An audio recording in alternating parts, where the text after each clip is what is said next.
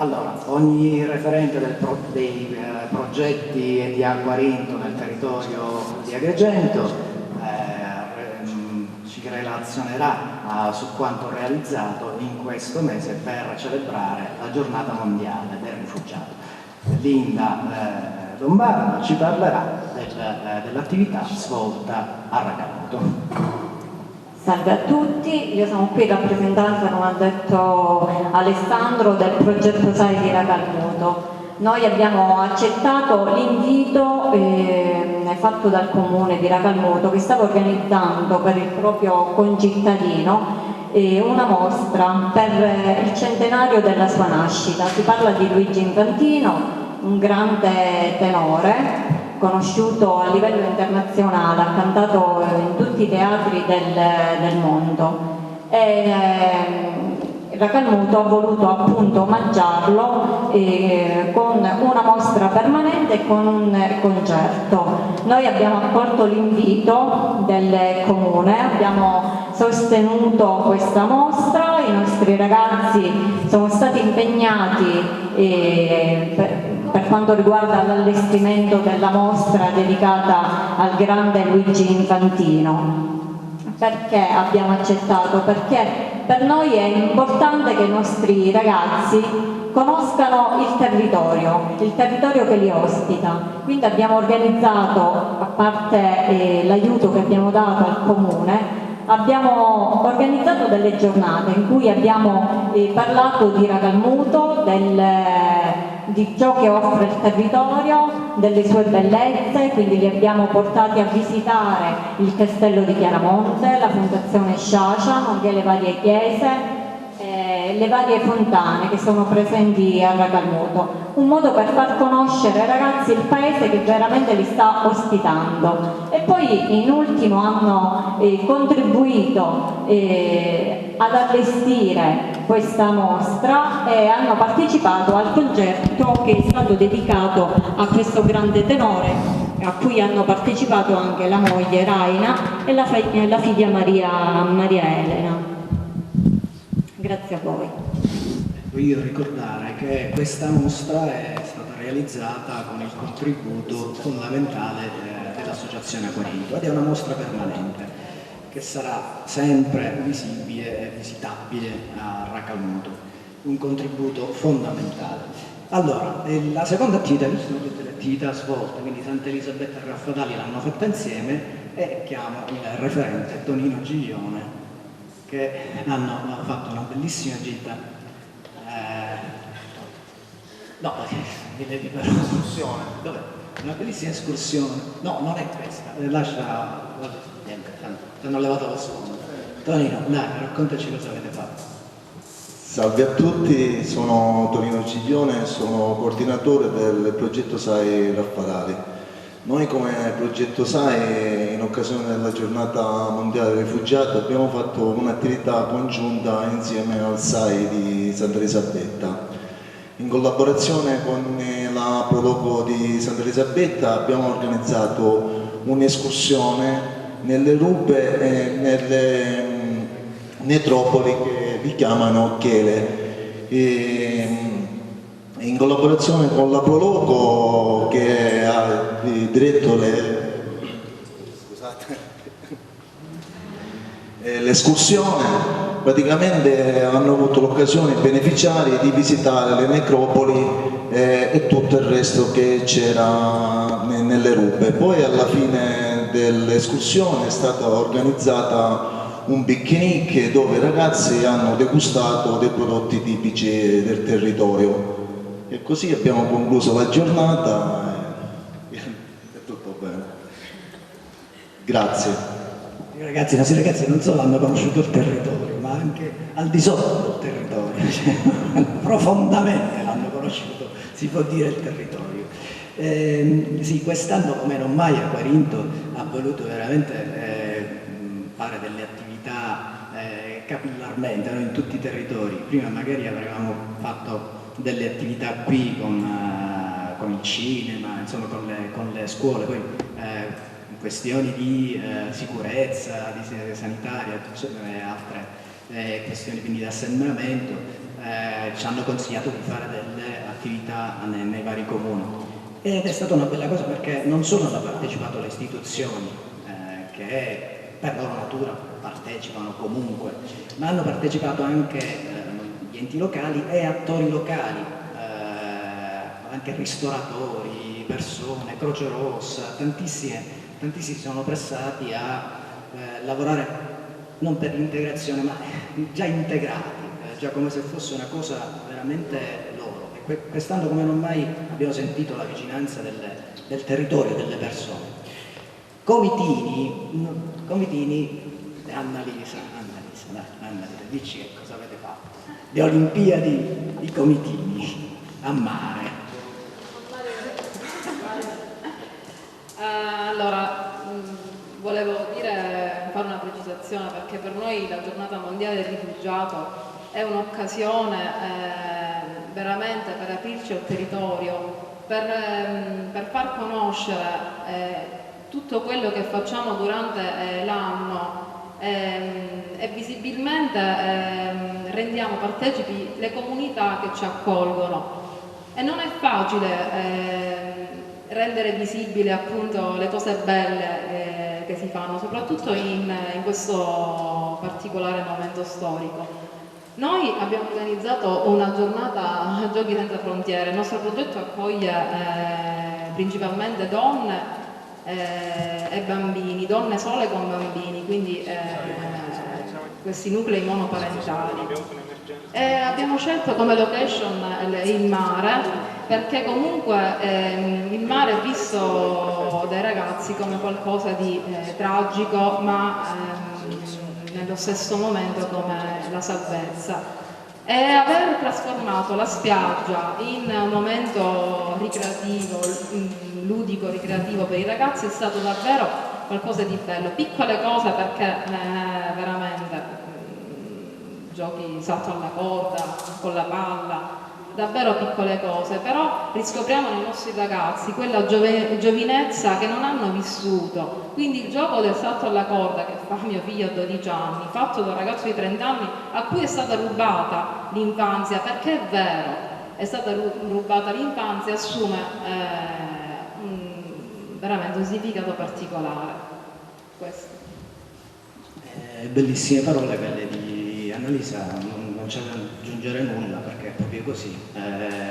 Infanzia rubata in giro per il mondo, lo si vede, ci si deve un po' riflettere su.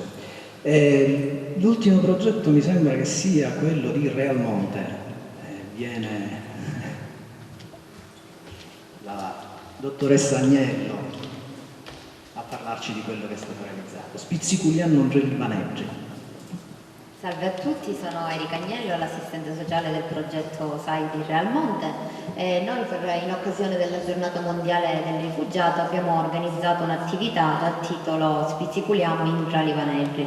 Tale attività è stata suddivisa in due momenti. In un primo momento è stata effettuata una passeggiata conoscitiva di alcuni vicoli di Realmonte, in cui i nostri beneficiari hanno esposto anche brevi cenni storici sul patrimonio storico-archeologico del paese di Realmonte, come per esempio la chiesa di San Domenico e la torre dell'orologio. E in un secondo momento, mentre nella piazza di Realmonte è stato svolto uno spettacolo di magia, proprio svolto da un professionista del settore, in cui ha partecipato anche attivamente la sindaca di Realmonte, proprio mettendosi in gioco sia con i nostri beneficiari che con il mago. Questa è stata una cosa proprio di fondamentale importanza. Comunque Realmonte è stato sempre un paese aperto all'integrazione e alle attività in generale. Infatti sono stati già concertati dei prossimi eventi con la sindaca, proprio per valorizzare il paese e l'integrazione dei nostri beneficiari all'interno di esso. Sì, Realmonte è un paese sempre estremamente collaborativo. Sì, si voleva valorizzare il paese con la sindaca, infatti il progetto ha inteso fare un'attività proprio per valorizzare le vie del paese. Ci sono altri due progetti che hanno realizzato, un altro progetto che ha realizzato una bellissima attività, che è il CAS di Alpignano, che è a Torino, che ha realizzato nell'ambito della festa della musica di Alpignano, al parco del castello di Alpignano, ha organizzato un concerto con gli ospiti beneficiari del CAS di Alpignano, ma non c'è nessuno, il dottor Agnello qui non c'è, se no ne avrebbe parlato lui. E poi la mostra che per 15 giorni sarà qui fino al 18 luglio, sarà qui visibile. Ci sono alcuni ospiti nostri, alcune foto fatte in Nord Africa e in Medio Oriente. Invito i relatori a sedersi sul palco, così magari iniziamo. Invito il viceprefetto Fabio Magnano a sedersi alla mia sinistra, alla mia destra, dove preferisce. La professoressa Cangarossa, prego.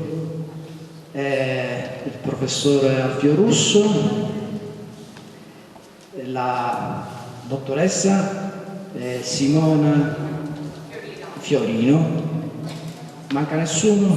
E Donato Mica. Ah, già, la dottoressa e manca una sedia. Faccio io.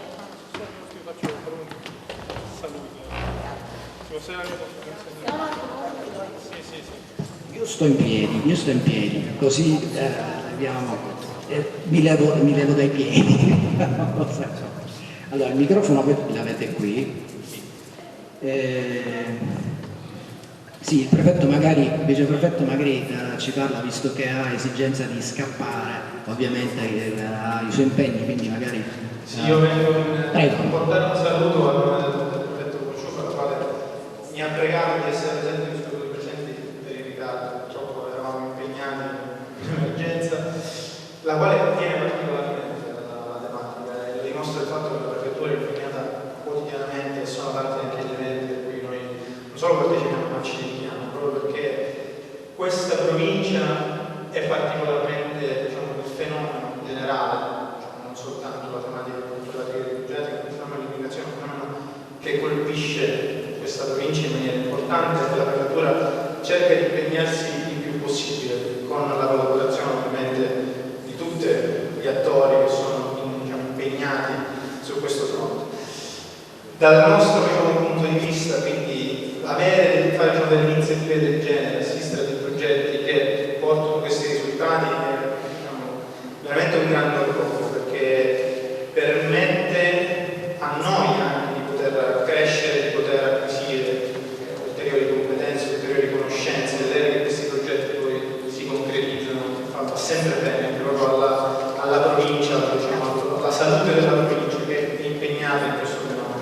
Quindi io volevo portare il saluto del prefetto, che purtroppo non potevo essere qui, però ci tenevo particolarmente a mandare un messaggio di vicinanza a tutti coloro i quali poi si impegnano su questa tematica che è particolarmente appunto sentita. Quindi ecco, da parte nostra, io in quanto appunto nuovo arrivato in prefettura che si è approcciato a questo mondo, a questa tematica che per me è sempre stata nuova e è risultato essere nuova, però ho trovato un gruppo già veramente coeso e soprattutto capace di affrontare queste tematiche di un certo tipo.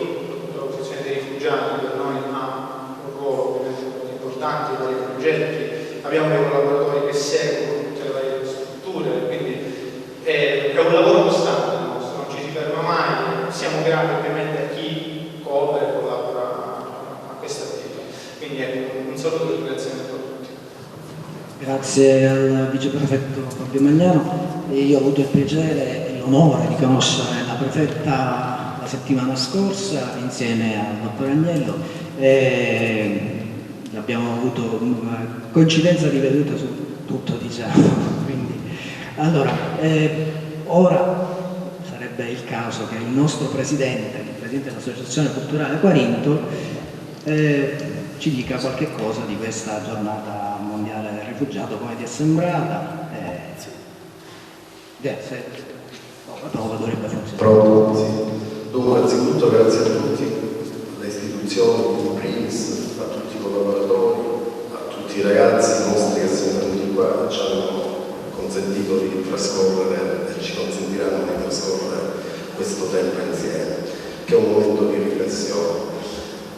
Faccio riferimento in primis alla prefettura. Il viceprefetto mi ha dato spunto, voglio cogliere l'occasione per ringraziare la prefetta che nel giro di questi pochi mesi di permanenza del progetto ha già più di una volta, anche in casi specifici,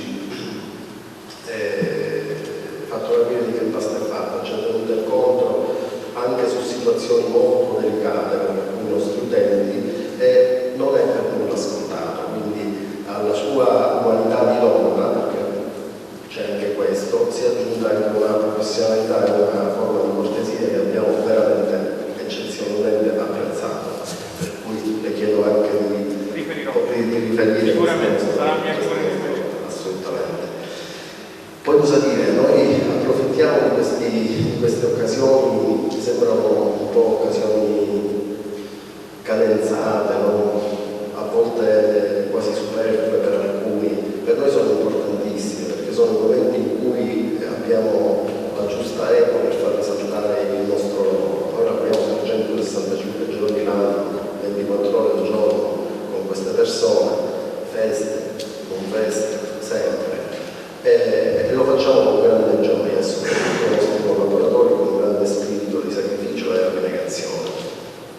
Tuttavia non nego che siamo in un momento di eccezionale difficoltà sia dal punto di vista, diciamo così, della mobilità operativa, per questo che è sicuramente responsabile nell'ultimo anno e mezzo questa folle vortice dove ciascuno di noi si è venuto a trovare e dove ciascuno di noi paga bene, sia perché, ahimè, a mio avviso vi sono delle grosse potenzialità nei nostri progetti che potrebbero avere un'altra valenza qualora non vi fossero degli ostacoli anche dal punto di vista legale nel senso normativo evidentemente. Noi facciamo di tutto affinché queste persone possano integrarsi sul territorio, tuttavia non è sempre semplice, non è un caso, vedete schierata come un'armata l'azione formativa, diciamo così,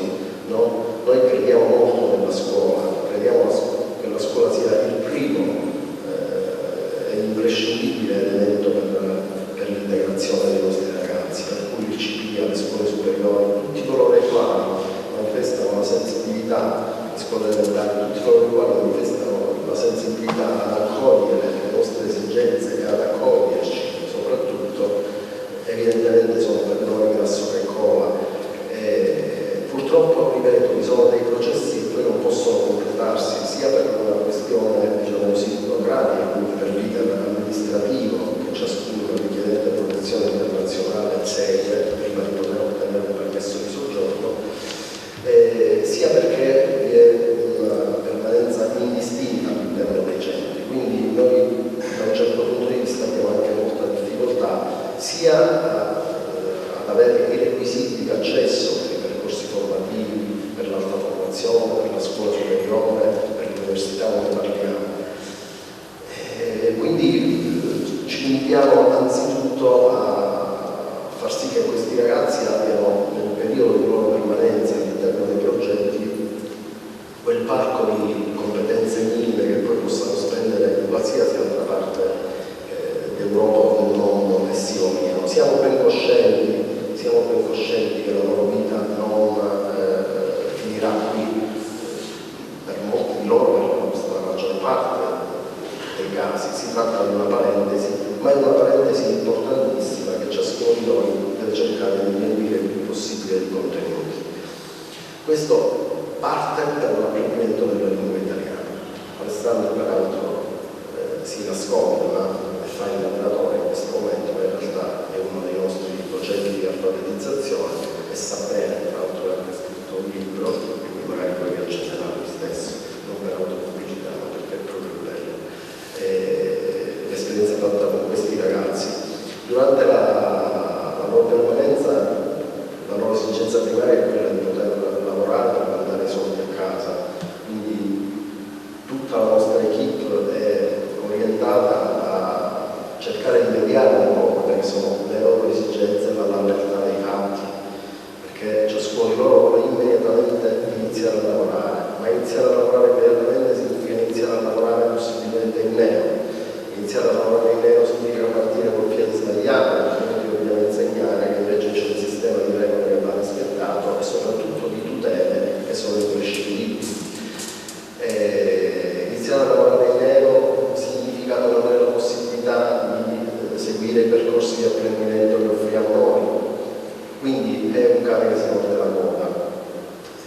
Tuttavia capiamo bene che coloro i quali arrivano qua dopo poche settimane, supponiamo, ma lo sappiamo, anche per prenderci in giro, hanno l'input da parte di coloro i quali sono rimasti a casa, che su di loro spesso hanno investito anche considerevoli somme di denaro, di iniziare a rimborsare i debiti o di iniziare a mandare i cosiddetti vaglia per far vivere la famiglia. Nessuno di loro può avere una condizione così chiara da poter comprendere che il percorso per l'ottenimento del permesso di soggiorno e per la loro realizzazione può anche durare anni. Per cui dall'indomani la famiglia di origine vuole una risposta che si concretizza nell'invio e nella trasmissione di denaro. Non sempre questo è possibile e questo spesso crea anche una frustrazione eccezionale da parte dei ragazzi. E ricordarci che alla fine sono tutte persone molto giovani che hanno dai 20 ai 29 anni, quindi è un percorso per percorso che noi dobbiamo seguire e dobbiamo aiutarli a prepararsi alla vita. La vita, ripeto, non è la vita del centro di accoglienza, per cui abbiamo anche la necessità di far comprendere loro che questo è solo un periodo della loro esistenza e che usciti dal centro ciascuno di loro dovrà ottenere un'autonomia finalizzata all'autosostentamento.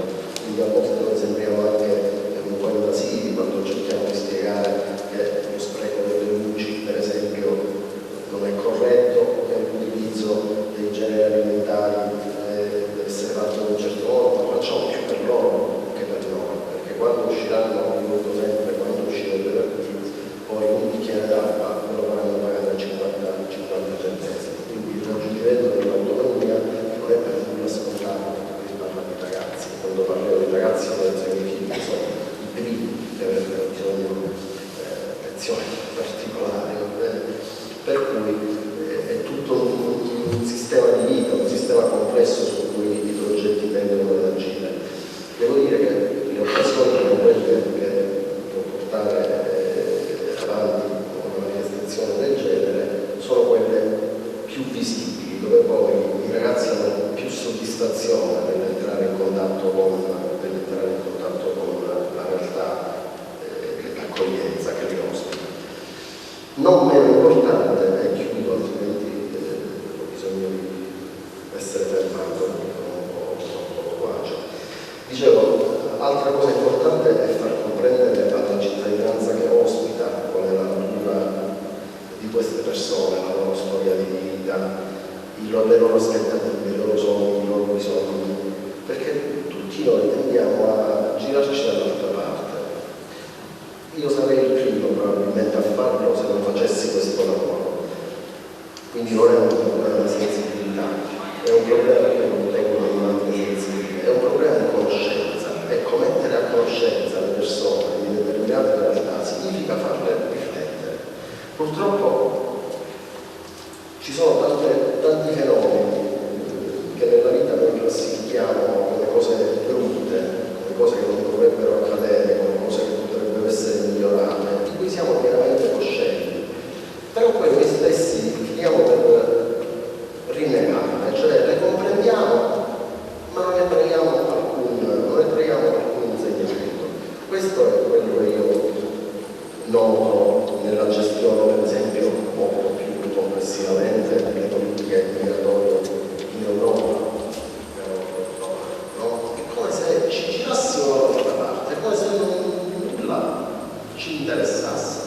Ma sono convinto che se chiedessimo a ciascuno di loro dell'Unione Europea o anche degli altri grandi d'Italia, della nostra politica, ciascuno di loro direbbe che è sensibile a questo fenomeno, salvo poi girarsi indifferente e seguire i fatti propri. Questo è secondo me quello su cui dobbiamo agire, fermarci un attimo e rifletterci un momentino di più, cercare di fare uno sforzo per comprendere che queste persone hanno la necessità di essere comprese nella loro semplicità, nella loro indifferenza, nella loro esistenza. E quello è l'atto, secondo me, più grande d'amore che possiamo fare nei loro confronti. Quindi i miei mi sentono sempre un discorso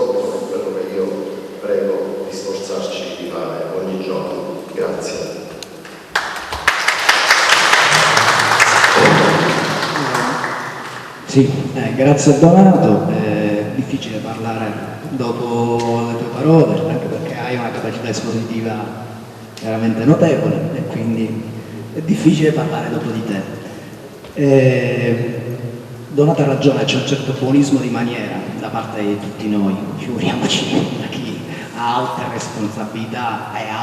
responsabilità, quale buonismo di maniera può avere, no? Magari vediamo una fotografia o vediamo un video, vediamo qualcuno, stiamo un po' male, però poi ce lo dimentichiamo. Tutti abbiamo visto la fotografia del bambino afghano morto sulla spiaggia, no? Ha fatto rabbrividire mezzo mondo, forse tutto il mondo, ma ce la siamo dimenticati, o ci siamo dimenticati di cosa rappresenta veramente quel bambino morto sulla spiaggia. Tra l'altro Donato faceva accenno a altre dinamiche dei nostri ragazzi, no? I soldi, il lavoro, e mi ha fatto ricordare un bellissimo raccontino che ho inserito nel libro dove parlo di Madi, che la nostra Mary Fiore conosce benissimo perché era un nostro allievo. Madi è scappato dopo pochissimo tempo che era nel nostro progetto, era un mio allievo bravissimo, anche se era analfabeta, lui non aveva frequentato la sua scuola in Mali, però era bravissimo, capiva subito le cose, è scappato perché gli è stato proposto da un suo connazionale il lavoro a Foggia, in Puglia, e anche se non ha avuto il permesso di soggiorno, io l'ho pregato di restare, l'abbiamo pregato di restare, Mary può confermare, resta qui perché non hai il permesso di soggiorno, dice no, io devo andare a lavorare, io ho bisogno di lavorare, io devo lavorare, perché nel loro concetto di vita, nella loro cultura c'è il lavoro, è fondamentale il lavoro, per i gli africani, per i subsahariani, ma anche per chi viene dall'Oriente.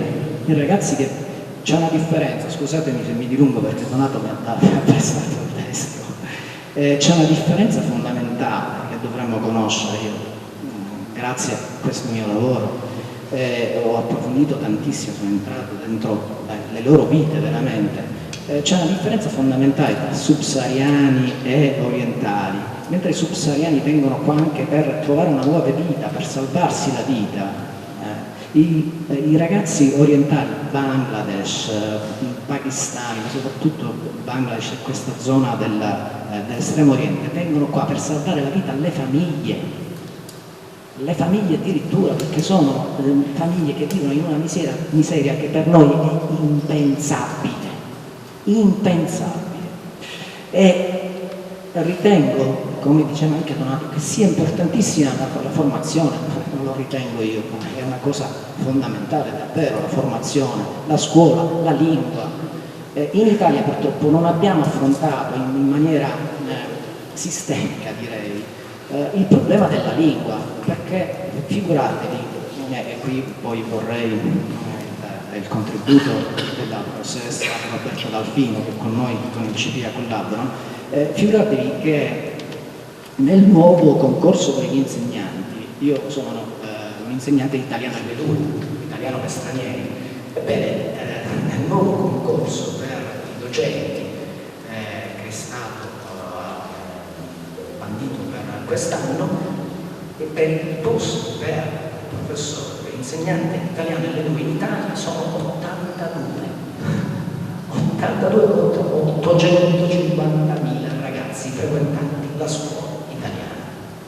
Questo è quello.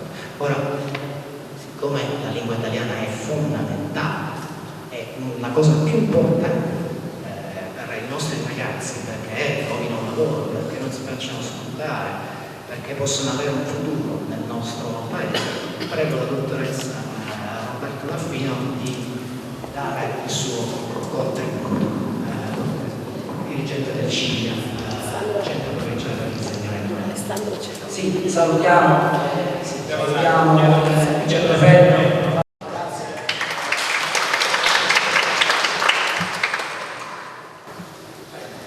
Buonasera a tutti. Volevo innanzitutto ringraziare per l'invito a questa bellissima attività. Rivolto anche il ringraziamento del dirigente scolastico del CPIA, l'ingegnere Settimo Lopresti.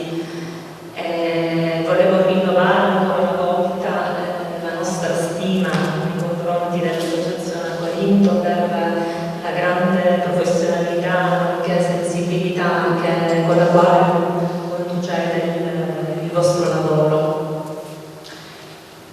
Noi siamo, preferirei definirmi, oltre che un'istituzione scolastica, un'agenzia formativa e un'agenzia educativa. Per riallacciarmi alle tue parole, questi ragazzi, noi partiamo, la nostra offerta formativa parte dalla loro motivazione e quindi i nostri corsi di alfabetizzazione, apprendimento della lingua italiana a livello A2 secondo il quadro europeo delle conoscenze della lingua italiana. Perché partiamo dalla loro motivazione? Perché questi ragazzi chiaramente devono rimodulare, devono ricostruire il loro progetto di vita. Mi hanno lasciato purtroppo uno della loro terra, non perché lo scelgono, ma molto spesso perché ne sono costretti per condizioni socio-economiche, per condizioni politiche, per estrema miseria. Per cui intraprendono questo nuovo viaggio verso una nuova vita e sono pieni di speranze, ma nello stesso tempo sono molto deboli, molto impauriti, ma determinati a cambiare la vita e a migliorarla sicuramente nel senso della dignità, perché a prescindere dalla nazionalità, dalla nostra origine, siamo persone tutti e in quanto tali siamo titolari di diritti e di doveri. Per cui il dovere di un'istituzione scolastica è proprio quella di formarli a conoscere quali sono i diritti nel nuovo territorio ospitante, ma non di meno è importante fargli conoscere quali sono i loro doveri e le regole della nostra vita sociale. Questo penso che sia una garanzia per la coesione sociale e la loro integrazione. Quindi da dove partiamo? Chiaramente partiamo dalla conoscenza, quindi dalla formazione didattica, che sicuramente è il primo pilastro fondamentale, ovvero insegniamo loro l'apprendimento della lingua italiana, perché è il canale comunicativo, è il ponte di comunicazione nel territorio in cui si trovano, che gli permetterà di conoscerlo, perché apprendere la lingua significa imparare a capire quello che ti dicono le persone, quindi conoscerlo e poi poter interagire positivamente e attivamente. Che significa agire positivamente e attivamente? Significa che quindi la scuola, oltre che un'agenzia formativa, deve essere educativa, nel senso che dobbiamo fornire loro quelle che sono le competenze di cittadinanza attiva, perché le competenze di cittadinanza attiva permette loro di attuare un dialogo democratico e interculturale. Per noi la loro diversità, tra virgolette, perché certo hanno una cultura diversa dalla nostra, una religione diversa, le politiche diverse, sono una ricchezza. Noi ogni giorno, io parlo come esperienza proprio didattica, quando lavoro con loro, io ho lavorato 15 anni nelle scuole diurne ordinarie e poi da 5 anni sono arrivata al CIDIA non per scelta, il caso mi ci ha portato, però dopo questa esperienza, dopo il primo anno, io per scelta ho deciso di restare al CIDIA, perché io ogni giorno apprendo pure dei miei alunni, ma apprendo cos'è la vita, non apprendo i contenuti che sono importantissimi, glieli comunico anch'io, ma loro c'è come una corrispondenza biologica, io do loro, ma loro danno tantissimo a me, soprattutto tantissima motivazione, la motivazione di apprendere, la motivazione di migliorare, ed è un esempio che io riporto pure a casa, ne parlo con i miei figli o con le ragazze e adolescenti che studiano, e porto sempre l'esempio dell'educazione, del rispetto, rispetto, della pietà, della voglia di apprendere di questi ragazzi per riscattarsi, per progettare la loro vita. Non so se conoscete un libro, il libro bianco. È un libro che è stato scritto, pubblicizzato moltissimo dal Consiglio europeo degli affari esteri nel 2008, che parla del dialogo interculturale, cioè vivere insieme in pari dignità. Cioè un concetto fondamentale che viene espresso in questo libro, che mi fu regalato quando ancora neanche insegnavo civica, però forse la vita che ci stava, il destino che ci stava portando in qualche modo. Dice appunto che è possibile vivere in una società diversificata, interculturale, a patto che vi sia pari dignità. Quindi siamo persone titolari di diritti e doveri, e poi a prescindere dalla nazionalità, perché nessuno decide di nascere in un posto, ma io devo avere il diritto di decidere di lasciare quel posto e andare in un altro, chiaramente nel rispetto delle regole e dello stile di vita, della cultura del posto che mi ospita.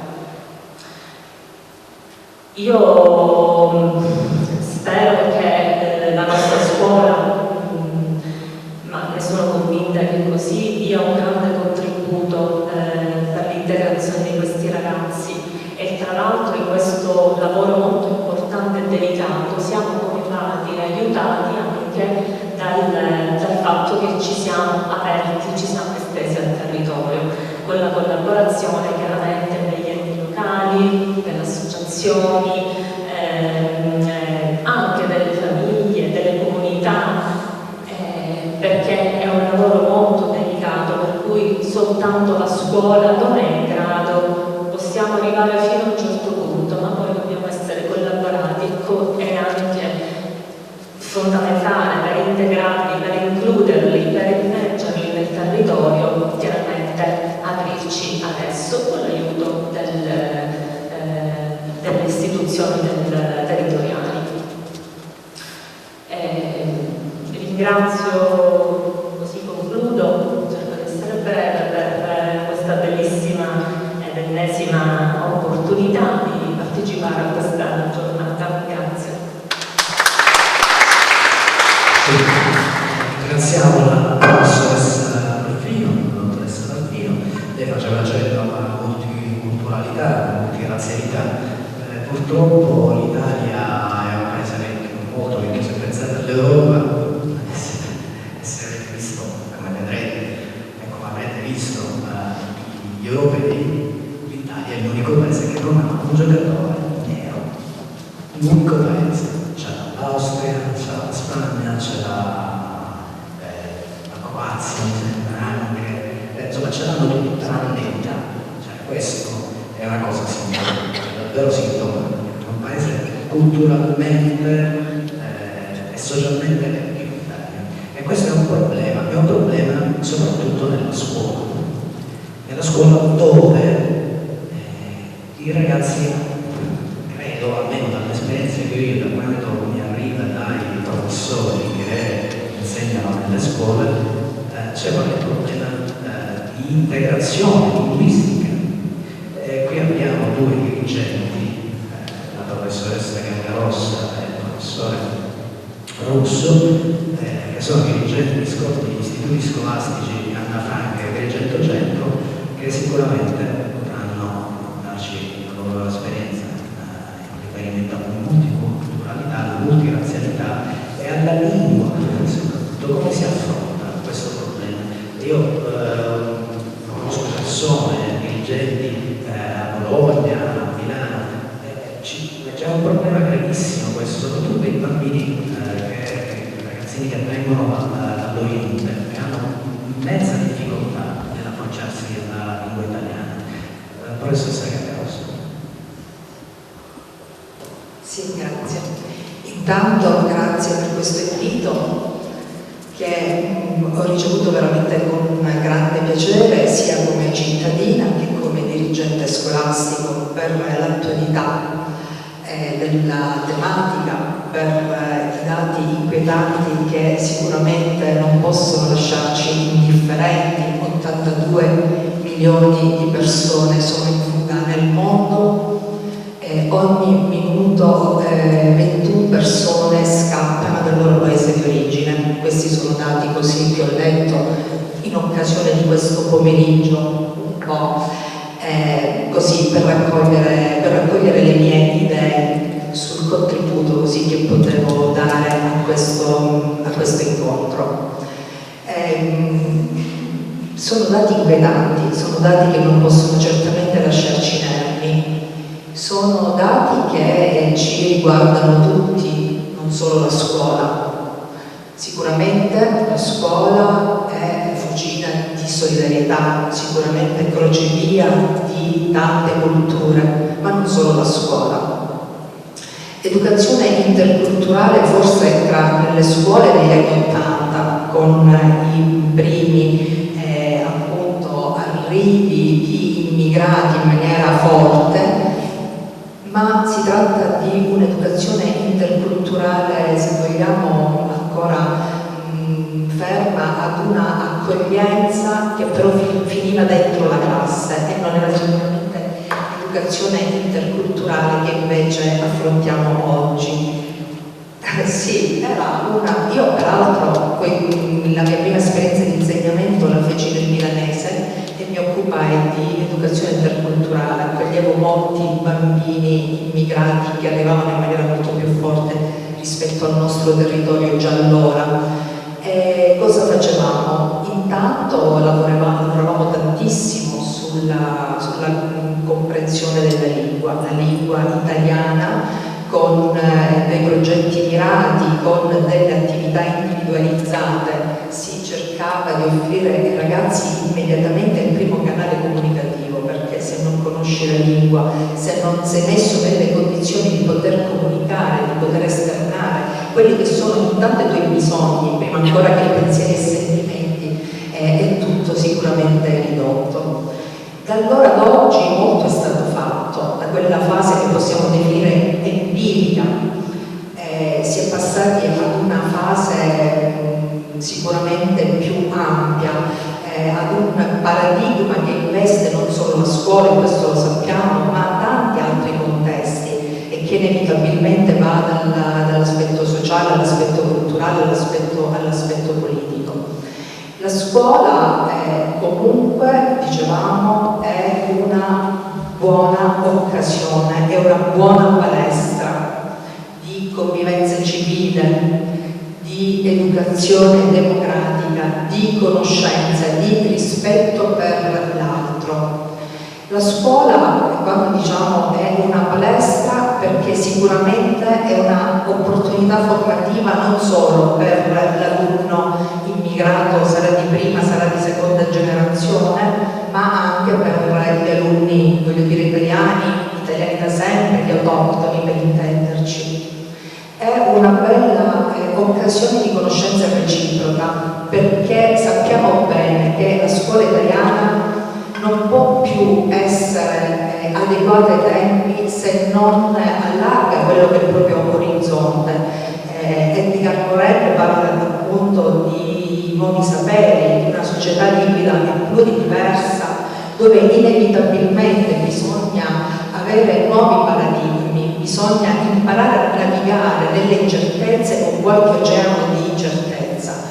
E quindi rispetto ad una scuola che sicuramente aveva come obiettivo quello di trasmettere certezze, sicurezze, questa è una scuola che al contrario deve mettere i nostri ragazzi, e quando dico i nostri ragazzi dico tutti, anche ragazzi immigrati, nelle condizioni di poter affrontare le nuove sfide del momento, un'educazione interculturale che diventa una nuova idea.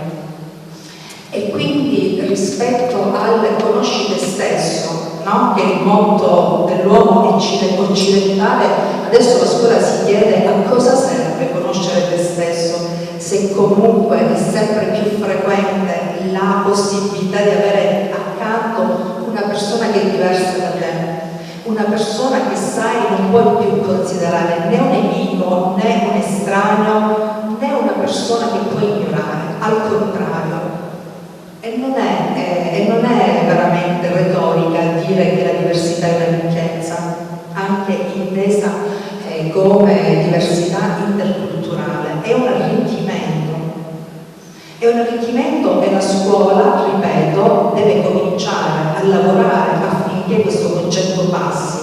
Deve cominciare a lavorare se vogliamo anche immaginare quale sarà la società del futuro, perché la scuola già oggi può proiettare la società del futuro.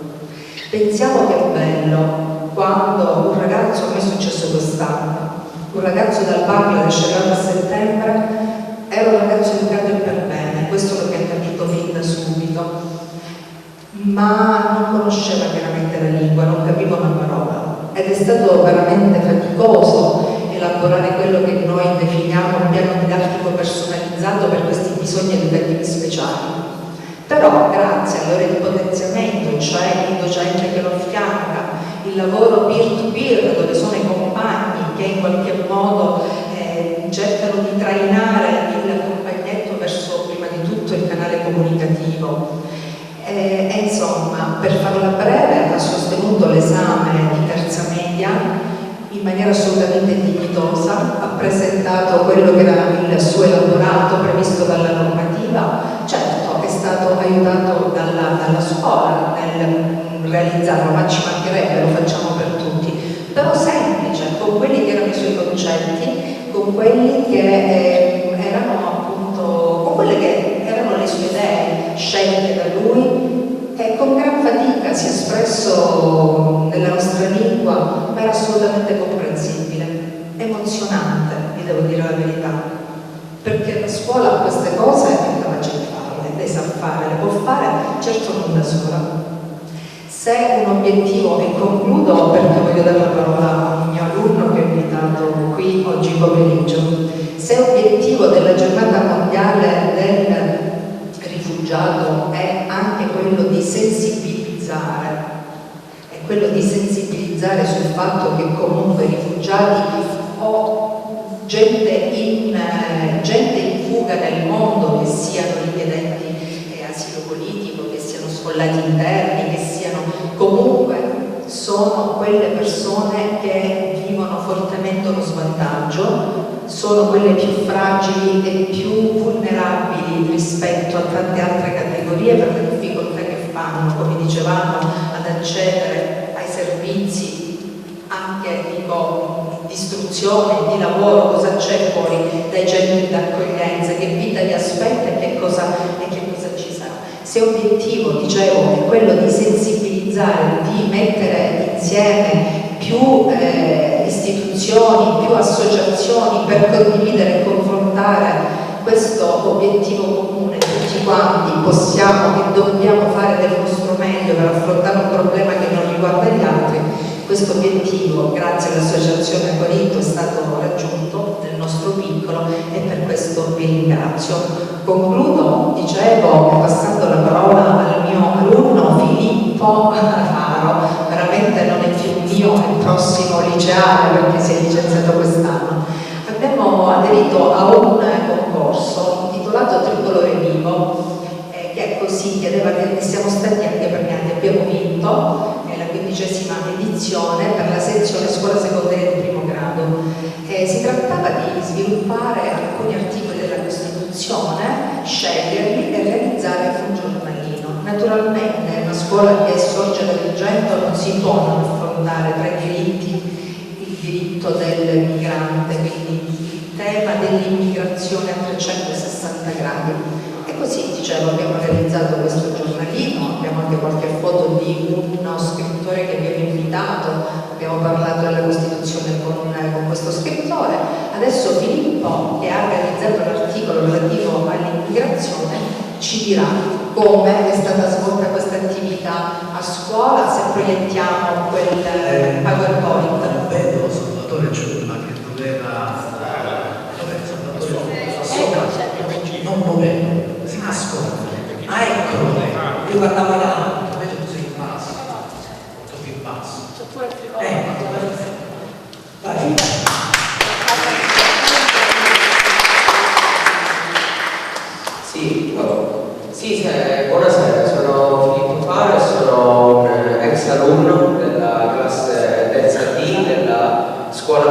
Luigi Pirandello. Come è stato già ribadito, è molto importante per la scuola sensibilizzare gli alunni su temi importanti di scottante attualità e legalità, come abbiamo fatto in questo giornalino intitolato Costituiamoci, creato da me e altri compagni della mia classe, in cui abbiamo trattato temi di legalità e attualità, abbiamo definito termini come democrazia, repubblica e costituzione, abbiamo parlato della storia della nostra bandiera, appunto intitolata Tricolore, e abbiamo trattato temi come guerra e pace, diritti umani, scuola e famiglia. Nel mio caso io ho trattato appunto il tema dello straniero e dell'immigrazione. Chiedo se può essere inquadrato il camera, che è alla fine. Sì, ecco, questo è l'articolo composto da me. Appunto, come è stato già detto, il vero fenomeno migratorio in Italia è iniziato a partire dagli anni '80, quando il territorio italiano appunto è diventato meta di migliaia e migliaia di persone provenienti da paesi in cui evidentemente vige una situazione di mancanza di libertà e diritti, povertà, miseria, fame, in particolare i paesi africani, in cerca di migliori condizioni di vita nei paesi del nord Europa, nei paesi dell'Occidente, tra cui appunto l'Italia.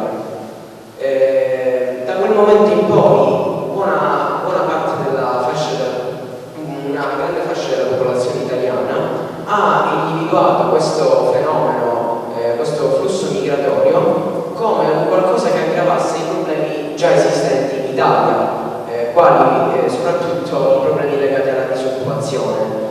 Infatti gli immigrati che vengono a rubarci il lavoro sono purtroppo parole che sentiamo spesso dire a molti.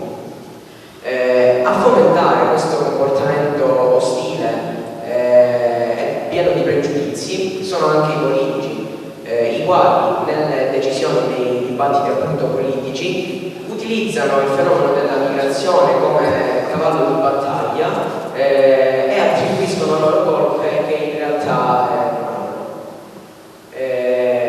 Alla luce di questi eventi che avvengono nel territorio italiano a partire appunto dagli anni '80, possiamo ben capire che il diverso non viene visto come un'opportunità, bensì come un nemico, come una minaccia.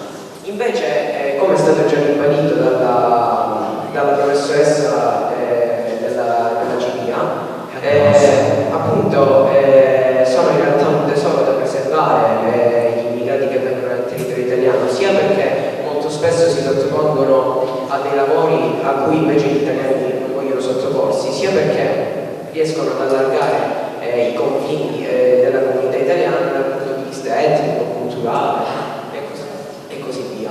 A loro tutela vi è l'articolo 10 della nostra Costituzione, che stabilisce i rapporti tra l'ordinamento giuridico italiano e quello internazionale e in più focalizza la situazione molto difficile in cui si trovano gli immigrati, i quali sono costretti a lasciare la propria terra, le proprie radici e intraprendere un viaggio molto pericoloso come l'attraversamento del mar Mediterraneo per arrivare in Italia, nella quale comunque non sempre è presente una situazione migliore di quella che trovano, questa situazione aggravata appunto dai comportamenti da parte della popolazione e da parte degli stessi politici. La nostra Costituzione nei confronti degli immigrati appunto accorda lo status di rifugiato e il cosiddetto diritto di asilo a garanzia di protezione. Come possiamo ben capire, come abbiamo già detto, la vita degli stranieri non è per niente facile, infatti molto spesso si imbarcano usufruendo di mezzi non sempre adatti, gommoni abbastanza piccoli, per decine e decine di persone, intraprendendo un viaggio molto pericoloso, e se riescono a sopravvivere arrivano in Italia, dove si cerca comunque di accoglierli con grande benevolenza, come posso dire, mentre molto spesso non è così, anche perché comunque l'Italia fa parte dei paesi del nord Europa, che viene il nord Europa considerato la terra promessa, dove basta appunto l'arrivo dei migranti spesso a creare dibattiti politici in cui appunto si vede l'immigrato come un nemico, come una minaccia e non più come quella persona che invece va aiutata, va soccorsa, ma soprattutto va rispettata.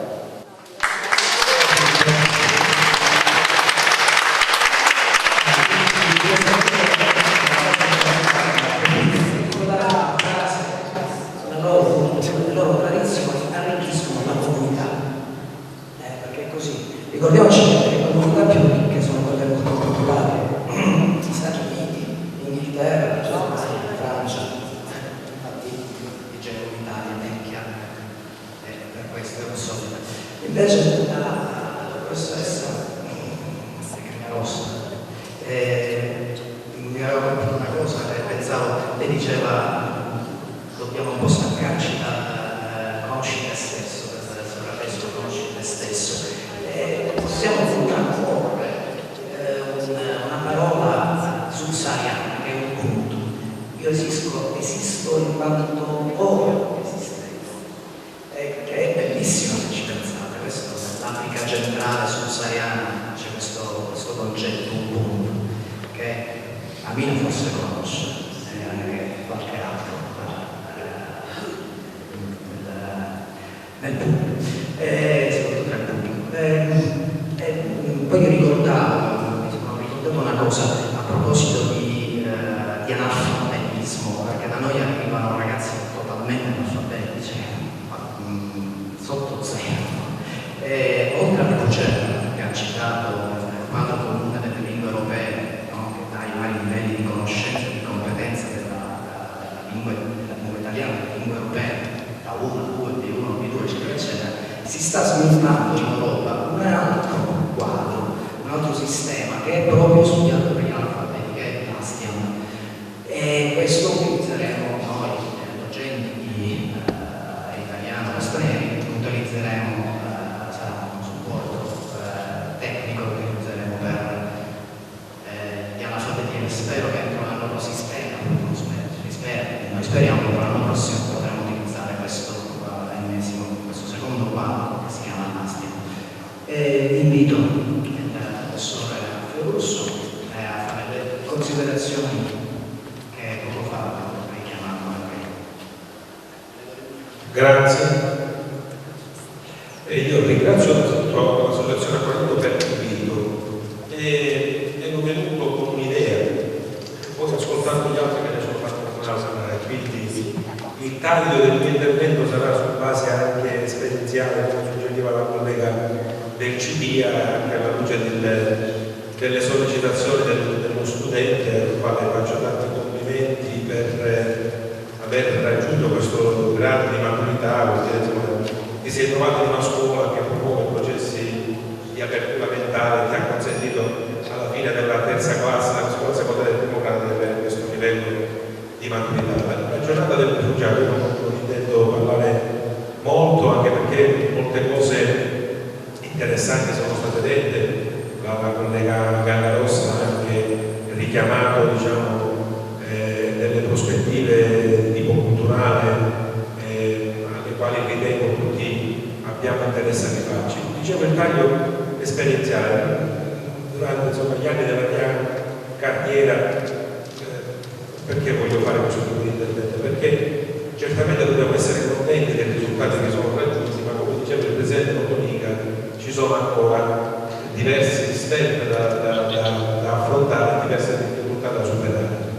E quindi dobbiamo avere anche la consapevolezza di quelli che sono certamente i punti di forza che rappresentano lo stato dell'arte, ma anche di quelli che sono gli sforzi da compiere per modificare proprio l'approccio culturale di cui si parlava prima, per creare quel dialogo interculturale. Negli anni della mia carriera io sono stato 6 anni negli Stati Uniti, dove l'insegnamento dell'inglese come seconda lingua era qualcosa di strutturato all'interno delle scuole americane, proprio perché, come veniva ricordato, gli Stati Uniti sono un paese che vive, diciamo, anche grazie al contributo, è un paese che è nato per immigrazione, lasciamo perdere come è nato, hanno cacciato via gli indigeni, però sono tutti di fatto immigrati. E l'idea che l'inglese debba essere insegnato in maniera diversa a chi non ha una lingua madre, che non è quella, diciamo, di natura anglosassone, è connaturata al curriculum scolastico. Quindi ci sono docenti, come diceva Alessandro, adesso in Italia dopo tanti anni di età si sta cercando di fare, formando docenti dell'italiano come seconda lingua, ma che hanno una funzione all'interno di quella che è la strutturazione dell'ordinamento italiano. Per cui noi ci troviamo ragazzi che arrivano da paesi di vario genere e ci dobbiamo inventare un personale nostro che, senza togliere niente a nessuno, non è preparato, non è tecnicamente formato rispetto a questo. Ci dobbiamo inventare delle forme di approccio, di avviamento alla lingua italiana in maniera personalizzata, con i piani, tutti gli strumenti che abbiamo, ma che sono limitati. Quindi un primo strumento, un primo limite che io segnalo e che, diciamo, deve rappresentare uno degli obiettivi anche sul quale muovere poi la sensibilità culturale e politica, è proprio quello di far sì che sulla lingua e sull'apprendimento della lingua italiana per chi viene a vivere nel nostro paese ci siano maggiori opportunità. Ce lo diceva già oltre 50 anni fa Don Milani, in contesti diversi da questi, che chi non conosce la lingua è colui che non si può approcciare al mondo. I figli dei medici e degli avvocati sono quelli che hanno sceso perché conoscono la lingua, a differenza del figlio dell'operaio e del contadino che non la conosce. E quindi la prima battaglia da fare sul piano culturale è quella della lingua. Secondo aspetto, il nord Europa, come diceva Filippo, visto come, diciamo, la meta, il mito da raggiungere. Io sono stato 3 anni in Egitto a lavorare e gli egiziani quando entrano in contatto abbiamo sempre, diciamo, quando torni a casa mettimi in valigia e portami con te, perché ovviamente questo mito effettivamente esiste. Diciamo l'Italia per certi versi, ve lo dico così in maniera sommessa, è più apprezzata all'estero che in Italia stessa. Noi siamo molto più critici con noi stessi di quando invece non avviene all'estero. E anche lì, voglio dire, questi 3 anni a me sono serviti per capire come la questione però di tipo interculturale è fondamentale, perché non è solo arrivando in Italia che si raggiunge uno scopo, ma è la questione di voler vivere in un paese, diciamo, occidentale, per intenderci, deve anche aiutarci a far capire come ci sono alcuni elementi di tipo culturale che vanno al di là della cultura di appartenenza, che rappresentano i diritti fondamentali delle persone, che non possono essere sottesi. Mi spiego meglio. Io sono rimasto sconvolto quando in Egitto scopro che l'Egitto non è uno dei paesi dell'Africa subsahariana, non è certamente un paese avanzato, ma non è certamente un paese così povero come tanti altri paesi, e però scopro che il 96% delle bambine vengono infibulate in Egitto, non parliamo del Mali o del Senegal, il che la dice lunga su qual è quello che è il concetto di donna, quello che è il concetto di persona umana in chiave generale.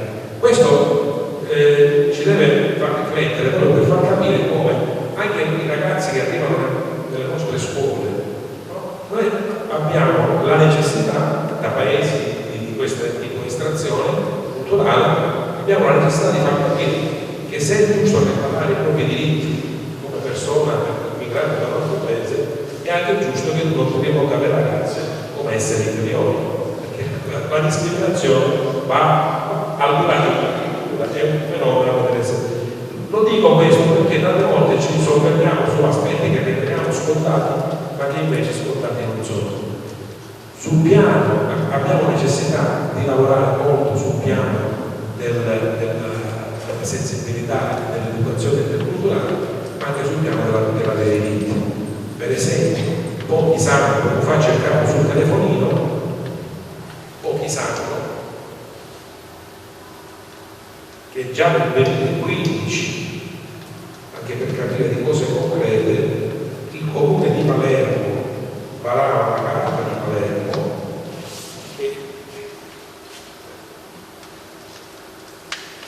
che così si intitola Dalla migrazione come sofferenza alla mobilità come tipo umano inalienabile.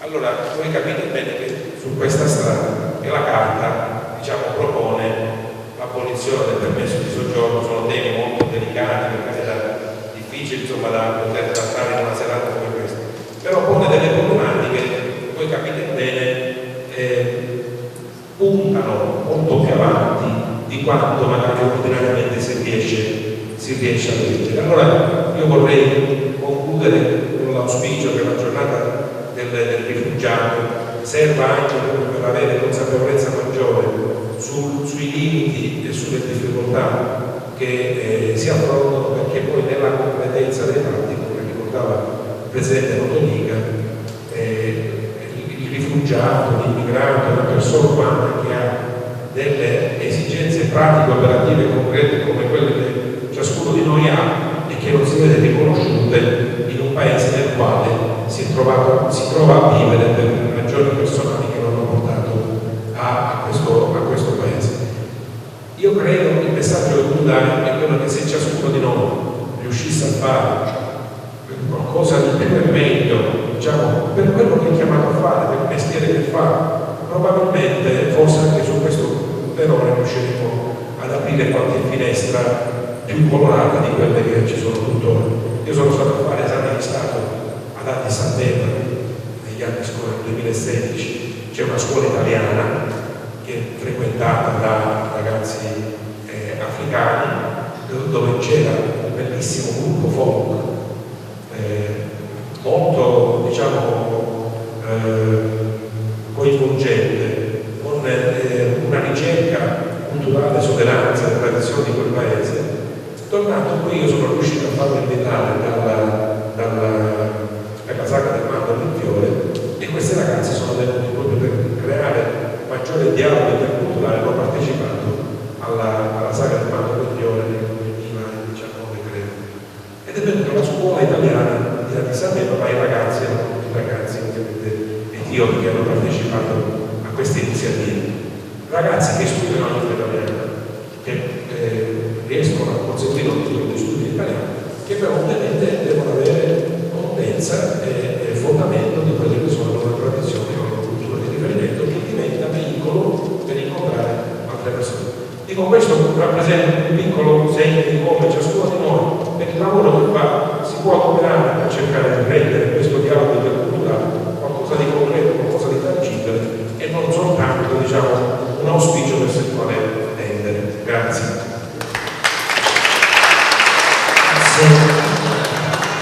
Professor Russo, ricordiamoci sempre che la lingua è un ponte, non divide, ma unisce, così come la cultura. È importantissimo in questi anni, l'anno scorso e quest'anno, è stato il problema della sicurezza sanitaria. Perché qua abbiamo la dottoressa Fiorino, a cui passo il microfono. Buonasera a tutti, ringrazio per l'invito e portanti da questo delegato per poter essere presente per i problemi lavorativi. Stasera sono contenta di essere qua perché questo tema è un tema che mi tocca tantissimo. Io sono preside del sanitario, sono responsabile della terza struttura che si trova a Portogallo dove avvengono gli sbarchi migranti. Io faccio sbarchi da 2000 circa, dall'anno 2000. E ogni sbarco lascia sempre qualcosa di nuovo, qualcosa di toccante, qualcosa, diciamo, come diceva la professoressa, anche loro c'è un dare e un ricevere, è una cosa sensazionale. Che cosa facciamo? Lo fa Croce Rossa, che diciamo naturalmente è in prima linea per gli sbarchi. Quando già loro mettono piedi in banchina, grazie a una collaborazione, come diciamo, fa il viceprefetto e con prefettura, quindi ci offrono, diciamo, i mezzi di prima necessità, le scarpe, abbigliamento, anche da mangiare, e quindi c'è volontari arrivati, diciamo, appena i migranti sbarcano, rifugivano fornendo loro le scarpe perché arrivano in condizioni veramente disagiate. Già le donne che subiscono di violenza, già le vigili gli uomini, la violenza subita, credetemi. chi non veramente non fa gli sbarchi, chi non è lì, non capisce veramente che cosa significa. Come dicevano anche voi, il ragazzo Angri, parlano, arrivano la gente, ma in realtà basta venire solamente un'ora a vedere in realtà che cosa, che quello diciamo come arrivano. Dopodiché loro vengono portati nella struttura, faranno le prime visite mediche, quindi il trattamento sanitario, e poi ci sarà la prima identificazione. Là dentro poi loro mangiano, cominciano a parlare con noi, ci raccontano le loro storie, le loro vite, il loro viaggio, tutto quello che hanno lasciato, tutto quello che hanno trovato durante il viaggio stesso. E siccome io sono felicemente perché sono un insegnante, abbiamo realizzato pure con i giovani un angolo bimbi, e vedere quei bambini giocare col triciclo, vedere là con la macchina, per noi è veramente una grande soddisfazione. Porto nel cuore tanti sbarchi, diciamo, tanti eventi successi, ma uno in particolare l'anno scorso. Come diceva poco fa, noi naturalmente per quanto riguarda il trattamento sanitario l'anno scorso lavoravamo bandati, perché naturalmente a causa del Covid, e quindi diciamo naturalmente non c'è stato proprio quel contatto diretto come in precedenza, però lo stesso diciamo abbiamo portato avanti il nostro servizio. Scende dall'autobus un ragazzino di circa 8 anni disabile sulla sedia a rotelle.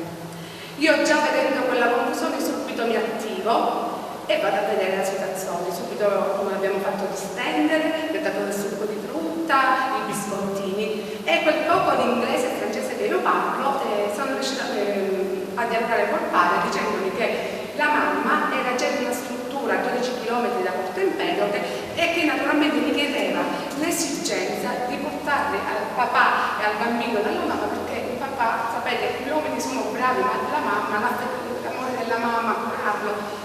E io sono rimasta veramente, ho i brividi, perché veramente è un fatto che porterò per sempre nel cuore. Allora vado dal dirigente responsabile di sbarco, dico dottore guarda che devo risolvere questo problema perché io stasera dico veramente a casa non ci vado.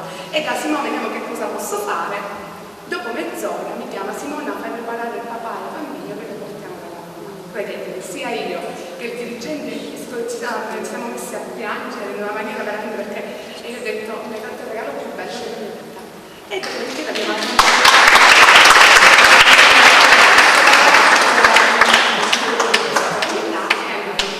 credetemi, veramente parlo e mi emoziono. Veramente è posso dire, un tema che a me tocca veramente, tocca dal profondo del cuore, e siete veramente la Costituzione a quinto. Ringrazio veramente per il lavoro che state portando avanti, veramente.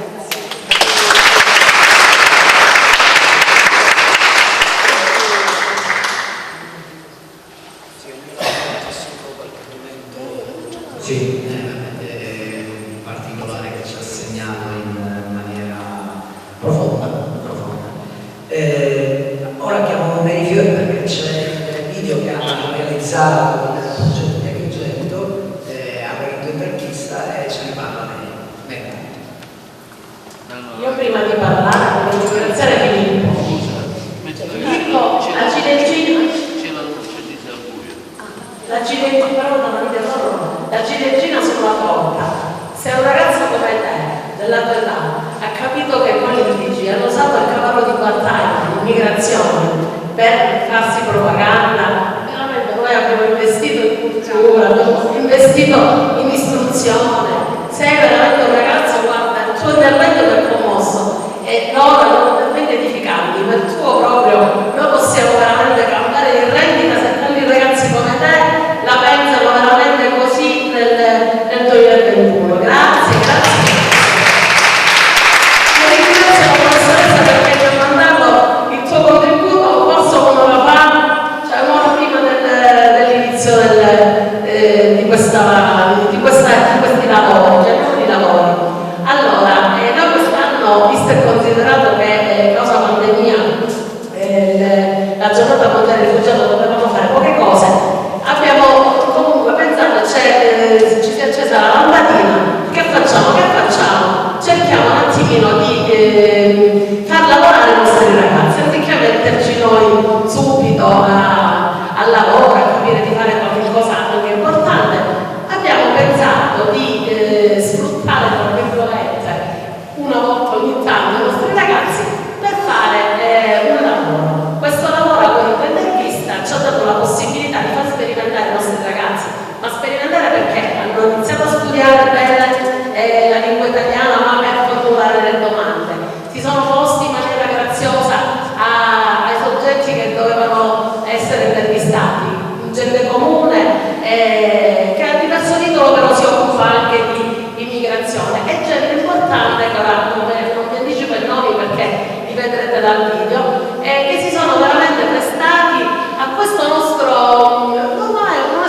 gioco, però ce la siamo presi anche un po' come scherzo, a ridere, proprio perché i ragazzi nostri che arrivano hanno bisogno di tutto, ma hanno bisogno di quell'umanità che purtroppo non hanno trovato né nel loro paese e neanche quando arrivano qua, perché Simona ce lo può testimoniare che cosa è uno sbarco. Lei lo vive all'inizio, proprio allo sbarco, ma noi lo vediamo dopo, lo viviamo dopo, con i traumi che portano, con la difficoltà di integrazione. Per Acquarinto l'integrazione è fiore all'occhiello, noi non ci occupiamo solo dei documenti, ci occupiamo anche di oltre e soprattutto di quello che c'è attorno al dopo, ai documenti che sono sì la cosa importante, però l'importante è veramente cercare a questi ragazzi di dare un futuro, e noi mi piace sempre dire che li forniamo di una dote, di un bagaglio che loro possono spendere veramente dove vanno. Non mi dilungo perché il video è abbastanza lungo, però è grazioso. Ringrazio veramente Filippo, e già con le mie colleghe si vociferava, dobbiamo fare un'attività, continuare a fare attività con le scuole.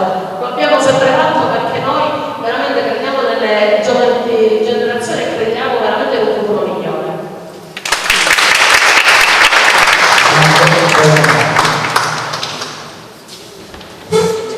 Fiore di limone, gelsomini, che c'è nella mia terra se cammini.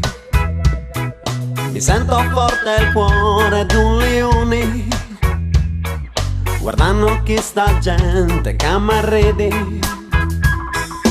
Arabi, normanni, fenici, barbari, sicani e quattro proci, erano 3000 quanto i greci, c'era un santo nero agli africani. Sono passati secoli e le facce sono rimaste tutte quante uguali. Siamo figli di chi ha dominato, mezzi cattolici e mezzi musulmani. Non so stare senza questo. Buongiorno, sono Dembele Daman, vengo dal Senegal. Lei è il presidente dell'Associazione Culturale Acquarento, che quest'anno compie 25 anni. Si può dire come nasce Acquarento? Intanto grazie Dembele. L'Associazione Culturale Acquarento quest'anno compie 25 anni esattamente, perché nasce nel dicembre del 1996. La nostra esperienza nasce quando iniziano ad arrivare qua sulla nostra costa i ragazzi, molto giovani spesso, ma anche famiglie, che venivano dal continente africano. Era un momento in cui nessuno sapeva cosa fare. La nostra esperienza nasce perché un giorno vediamo davanti alla questura di Agrigento tantissimi ragazzi fermi sotto il sole, a cui decidiamo di fare la cosa più semplice possibile, cioè abbiamo comprato dell'acqua e gliel'abbiamo portata. Da quel momento nasce il nostro interesse per questo fenomeno, che ancora non tende a placarsi, almeno in queste forme molto difficoltose per chi vuole raggiungere il mondo occidentale. La nostra idea è che chiunque ha diritto a vivere una vita migliore, per cui non c'è nessuna distinzione di sesso, di etnia, di qualsiasi differenziazione per noi è assolutamente fuori luogo. Ciascuno ha diritto ad abitare il pianeta secondo il rispetto di regole e convenzioni, ma può e deve farlo dove e quando vuole. In considerazione pregiudizi su noi neri, si è impedito di lavorare in questo settore? Ma intanto diciamo che i pregiudizi sono sempre frutto dell'ignoranza, ignoranza nel senso di non conoscenza, per cui il nostro lavoro ha sempre mirato all'obiettivo opposto, cioè quello di far conoscere le persone che arrivano qua e di dimostrare che sono persone come tutte le altre, con sogni, con ambizioni, con molta volontà. E possiamo dire che abbiamo avuto grandi soddisfazioni da questo punto di vista. Noi siamo contro ogni tipo di pregiudizio. Sono Galan Muhammad, vengono a Yemen. La città di Agrigento ha dimostrato di essere accogliente e sensibile del fenomeno dell'immigrazione. Che cosa ne penso? È vero, Agrigento è una città che si trova, è una porta sul Mediterraneo, quindi è la prima attrice per quanto riguarda il fenomeno dell'immigrazione. è molto sentito l'Agrigento, gli agrigentini in prima persona stanno cercando anche di coinvolgere chi viene da fuori per trovare una vita migliore, stiamo cercando anche di lavorare per l'integrazione e penso che siamo già a buon punto. Oggi è l'esempio di questo. Anche tanti agrigentini per vari motivi sono stati costretti ad andare via della loro terra del sviluppo della città. La crisi c'è stata e dobbiamo cercare di farla superare come? Sfruttando le capacità, le potenzialità che questa nostra Agrigento ha. Siamo una città di cultura, di arte, di turismo, di storia. Dobbiamo far sì che tutte le iniziative siano tali da poter ricevere tanto turismo, tanti finanziamenti, tutte quelle situazioni tali da incrementare delle situazioni lavorative in modo tale da impiegare, da far lavorare i nostri concittadini ed evitare proprio che loro vadano fuori. Grazie per l'intervista. Mi chiamo Mbalo Sori, vengo dal Senegal. So che lei è una donna molto impegnata e crede un'associazione multietnica. Io credo molto in una società multietnica e credo che sia il valore aggiunto della nostra società, intanto perché è una ricchezza, conoscere l'altro di qualsiasi nazionalità, di qualsiasi etnia, di qualsiasi razza, colore della pelle o inclinazione personale è sempre una ricchezza per tutti noi. Poi la Sicilia è un popolo che, come abbiamo già detto forse tante volte, ha sempre accolto, è sempre stato ospitale. Abbiamo tante parole arabe, abbiamo il nostro asinello, lo shekku, che viene proprio dall'arabo, che era un segno di ricchezza, perché lo shekku era l'asinello che portava lo sceicco, che era una persona ricca. Quindi questo ci deve far pensare proprio alla ricchezza che l'extracomunitario e che una società multietnica in generale porta ad ognuno di noi. Grazie per aver ascoltato il nostro invito. Come ben sappiamo che la scuola non è solo un luogo di informazione e di sapere, ma anche un luogo di crescita, di informazione, di apprendimento. Vorrei chiederle se anche gli studenti stranieri le hanno insegnato qualcosa sia dal punto di vista professionale sia dal punto di vista umano.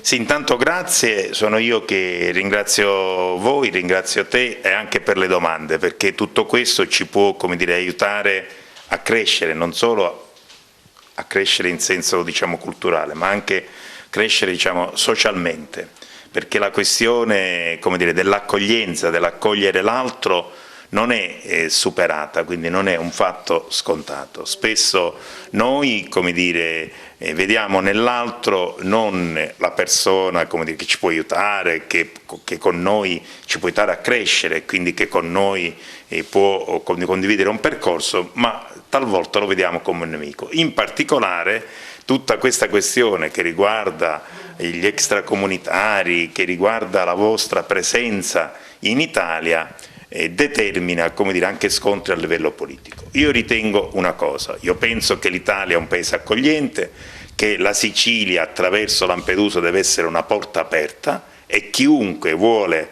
migliorare le proprie condizioni di vita, le proprie condizioni sociali, gliene deve essere data la possibilità. Quindi quando voi andate via e andate via dai vostri paesi perché c'è una guerra, perché non vivete bene, avete diritto di, come dire, migliorarvi e quindi potete andare in un'altra terra ed essere accolti.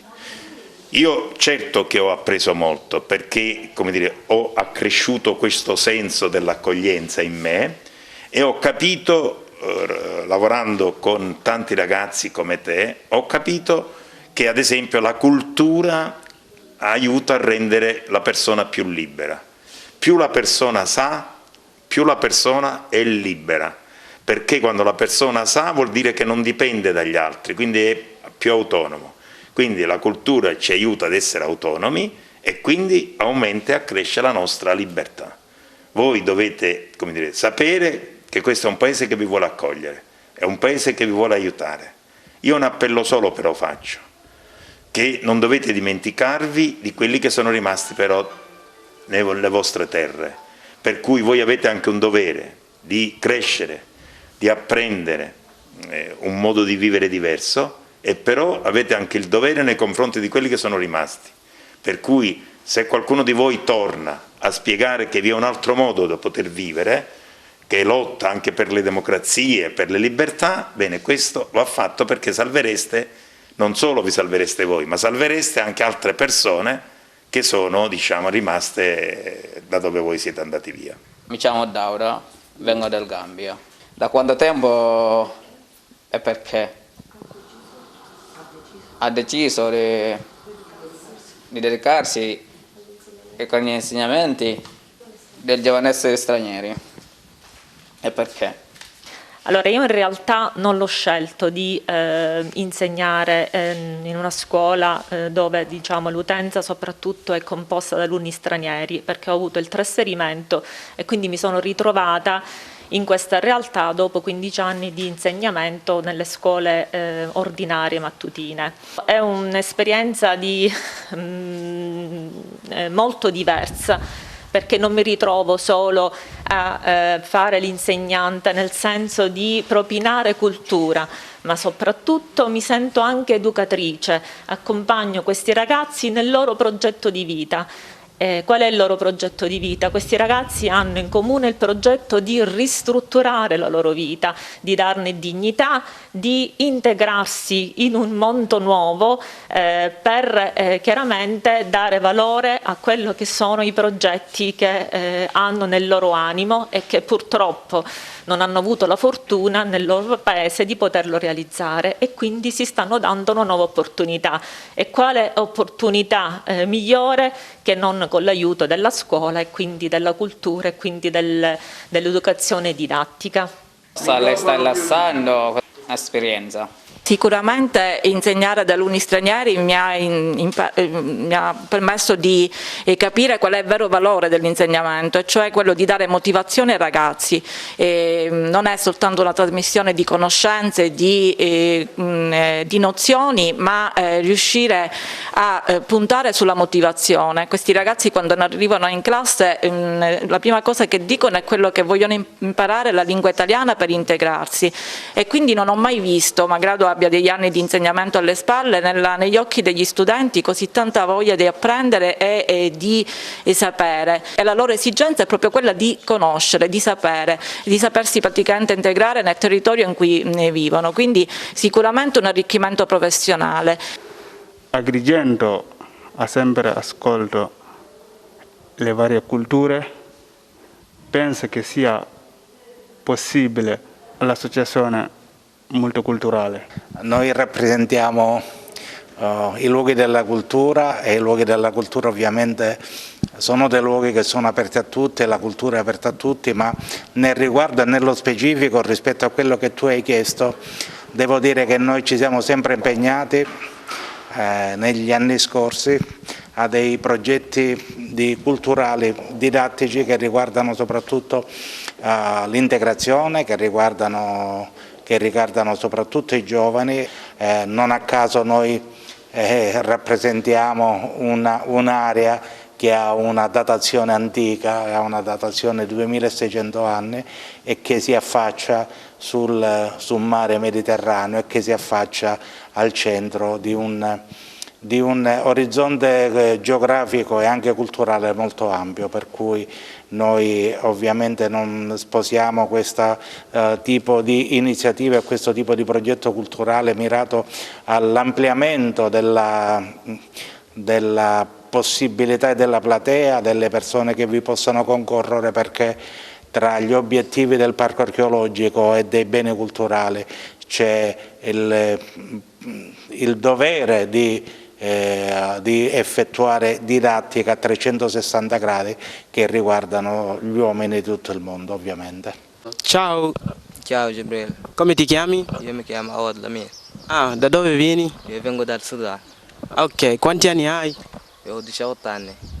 Da quanto tempo sei in Italia? Sono in Italia da 7 mesi. Ok, Lamin, nel tuo paese come trascorrevi le giornate nel tuo paese? Io trascorrevo la giornata in Africa, ho lavorato e aiutato anche la mia famiglia per il lavoro e la casa. E invece in Italia come trascorri le tue giornate? In Italia io trascorrevo le giornate in Italia andando a scuola e dopo torno a casa e gioco a calcio con i miei amici. Ascolta Lamin, cosa facevi nel tuo tempo libero in Africa? Nel tempo libero in Africa lavoravo e passavo con la mia famiglia. Invece qua in Italia come trascorri il tempo libero?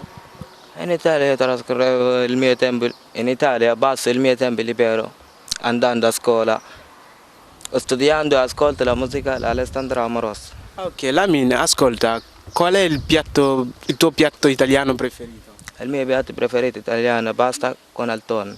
Invece quello africano?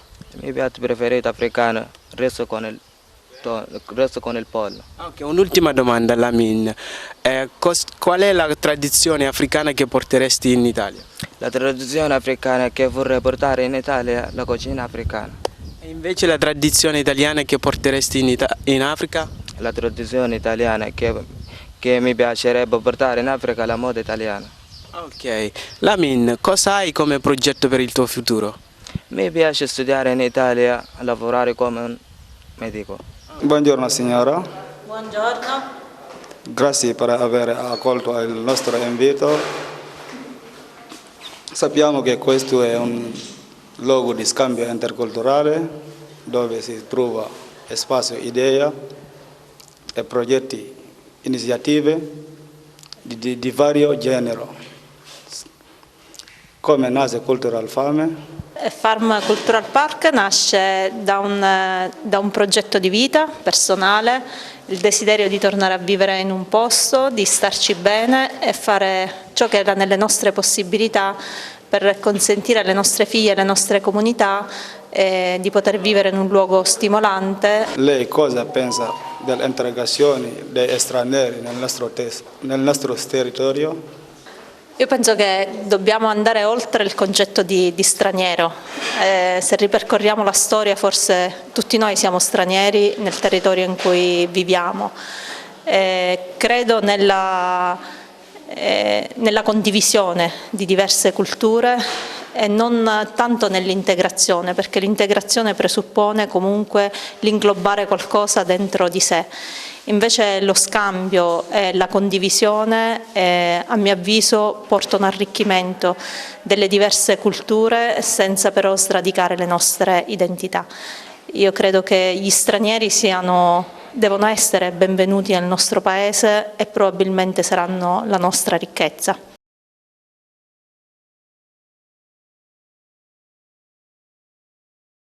Sono io Balde, vengo dal Senegal. Nella sua azienda assume 2 ragazzi stranieri nell'associazione Acquarino. Come si è sentito a loro questa opportunità? Come mi sono sentito? È un'opportunità, diciamo. Era da un po' che ci pensavo a questa opportunità di dare una possibilità ai ragazzi e fortunatamente mi è venuta incontro l'associazione e questa possibilità è diventata realtà. Piano piano la signora Graceffa mi ha fatto conoscere i ragazzi, hanno iniziato prima uno e poi l'altro e piano piano si stanno ambientando. Non è stato facile inizialmente perché sono molto timidi, un po' distaccati chiaramente. Però piano piano si vanno ambientando e la cosa funziona bene, devo dire. Che rapporto si è creato tra di voi? Allora, si è instaurato un rapporto molto amichevole, certo effettivamente all'inizio i ragazzi hanno avuto un po' di difficoltà a ambientarsi, però fortunatamente adesso insieme a tutti gli altri collaboratori si trovano abbastanza bene e devo dire grazie a Dio che abbiamo questi 2 ragazzi. Allora, il rapporto con i ragazzi è fantastico, rimango sbalordito il loro modo di apprendimento. Qui in Alta Marea stanno facendo una crescita importante, sono contento e felice in quanto stiamo lavorando su un progetto di innovazione e di ricerca dei prodotti affumicati e non. Dunque averle vicino è veramente una graditissima sorpresa, in quanto hanno un grado di apprendimento veramente fantastico.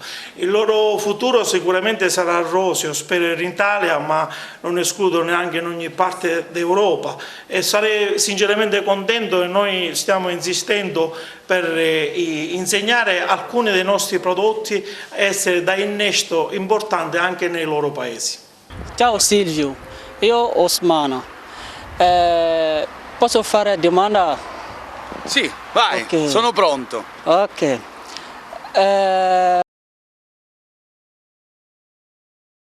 Secondo te arriviamo al lavoro italiani? Secondo me rubate il lavoro agli italiani? Purtroppo no, perché ci sono tanti italiani che non sanno fare niente, voi secondo me sapete fare tante più cose di noi che noi abbiamo dimenticato, quindi purtroppo no, non lo rubate il lavoro agli italiani. C'è poco da fare. Ti piace, tu hai paura all'uomo nero? Io ho paura dell'uomo nero? No, no, tu l'hai visto quello dietro la telecamera? Il signor Arturo, che conosco da una vita, secondo me è più nero di te, quindi mi sono abituato ormai con lui, figurati, ma poi noi abbiamo San Calogero, tu conosci San Calogero? È il nostro copatrono ad Agrigento, che è un santo nero, impossibile avere paura dell'uomo nero, poi c'è Arturo, dico. Anche io sono nero per integrarmi, dove diventare bianco come te? No, no, assolutamente no, ma stai scherzando. La bellezza della diversità, la bellezza della differenza, della multiculturalità. Poi, guarda, tu hai un fisico perfetto, guarda io bianco come sono diventato qua. Ti conviene diventare come me secondo te? Lascia stare, lascia stare. Meglio che resti come sei tu, ma quando mai? Ma figurati. Io Elena, e tu personaggio pubblico famoso. Sì, tu sei molto vicina ai problemi di noi ragazzi stranieri. È vero o non è vero? È verissimo, però devi sapere una cosa, che in realtà molti di voi ragazzi stranieri hanno problemi perché gli italiani non sanno bene le cose, perché ci sono tante persone che non dicono la verità, tante informazioni sbagliate, non si sanno veramente come stanno le cose, e quindi ci sono gli italiani che sono quelli che si informano un po' meno, una parte di italiani che si informano un po' meno, che pensano che voi siate un problema. In realtà basta informarsi un po' di più e capire cosa c'è dietro ognuno di voi, dietro la storia di ognuno di voi, per capire che non siete assolutamente un problema, anzi. Okay. Di dove sei tu? Costa d'Avorio. La caponata la fanno in Costa d'Avorio? No? Chiedevo. Ok, grazie mille. Prego. Grazie. Sono Giallo Moro. Sì, vedo, ciao. La personaggio pubblico è importante, regista è un virtuale del fatto che per realizzare il suo sogno ha dovuto lasciare il paese natio e spostarsi in un'altra città. Si interessa sapere qual è la sua opinione sul tema dell'immigrazione? Ma guardi, come lei stesso ha detto, io sono praticamente un emigrato dovuto, perché non è che la televisione io trovassi gli studi televisivi a Casteltermini o ad Agrigento. Per fare il lavoro che io volevo fare bisognava assolutamente andare in un'altra città, andare diciamo al nord. Io ricordo ancora che quando ero giovane avvocato, nella pretura di Casteltermini, la mia pretura, oggi la pretura non c'è più, ci sono i tribunali, c'era un giudice intelligente che mi diceva: ricorda, guarda la carta geografica, per noi l'Italia è in salita, devi salire ed è una fatica. Io questo lo mettevo in conto. D'altra parte quello che volevo fare lo potevo fare soltanto in grandi città come Roma, Milano, e così ho fatto, e non vi dico quanti problemi, quante difficoltà, anche quante resistenze ho dovuto registrare quando sono arrivato. Questo è siciliano. Beh, e che mi vuole? Turco. o napoletano, o americano, o francese. Ognuno di noi ha una corretta identità. Io non ho mai smesso di parlare con il mio accento meridionale, perché io questo sono e questo ho voluto che accettassero. Alla fine ce l'ho fatta, però devo dire che è stato un fatto di fortuna, perché non tutti quelli che ce la vogliono fare riescono a ottenere quello che hanno nella testa. Ho avuto anche tanta fortuna. Poi sono stato anche molto ostinato, mentre tutti gli altri se ne andavano chi al cinema, chi a fare passeggiate, chi andare alle cene, io me ne stavo a casa, alle volte spesso in un residence di una stanzetta soltanto, con mia moglie e mio figlio piccolino, e soffrivamo, però soffrivamo allegramente, diciamo, con la bella famiglia alle spalle. Ecco, questo è importante. Avere accanto le persone che ti sostengono e ti sostengono con semplicità, non mostrando che anche loro hanno dei problemi. Per me su questo argomento non c'è da dire, perché è un problema che per me non esiste. Se voi considerate che io, cattolico praticante, quindi peccatore, ho come santo preferito San Calogero, voglio vedere, guarda, le faccio vedere, aspetta che io mi vado spostando, vi faccio vedere qui nel mio studio qual è il santo che ho accanto. Eccolo qua, guardate, eccolo qua, è San Calogero che io ho nel mio studio come protettore, e ovunque io vada ho sempre una statua di San Calogero da qualche parte. Capite bene che se il mio santo preferito è un santo il cui colore della pelle non è esattamente il mio, il problema non esiste. Viva San Calogero! Giovanni Osman, Gaetano Aronica. Oggi noi vediamo un'intervista. Tu sei pronto a mi rispondere? La Sicilia è terra di artisti e di quali? Di teatro e di culturale. Da quale personaggio è stato ispirato durante la sua carriera?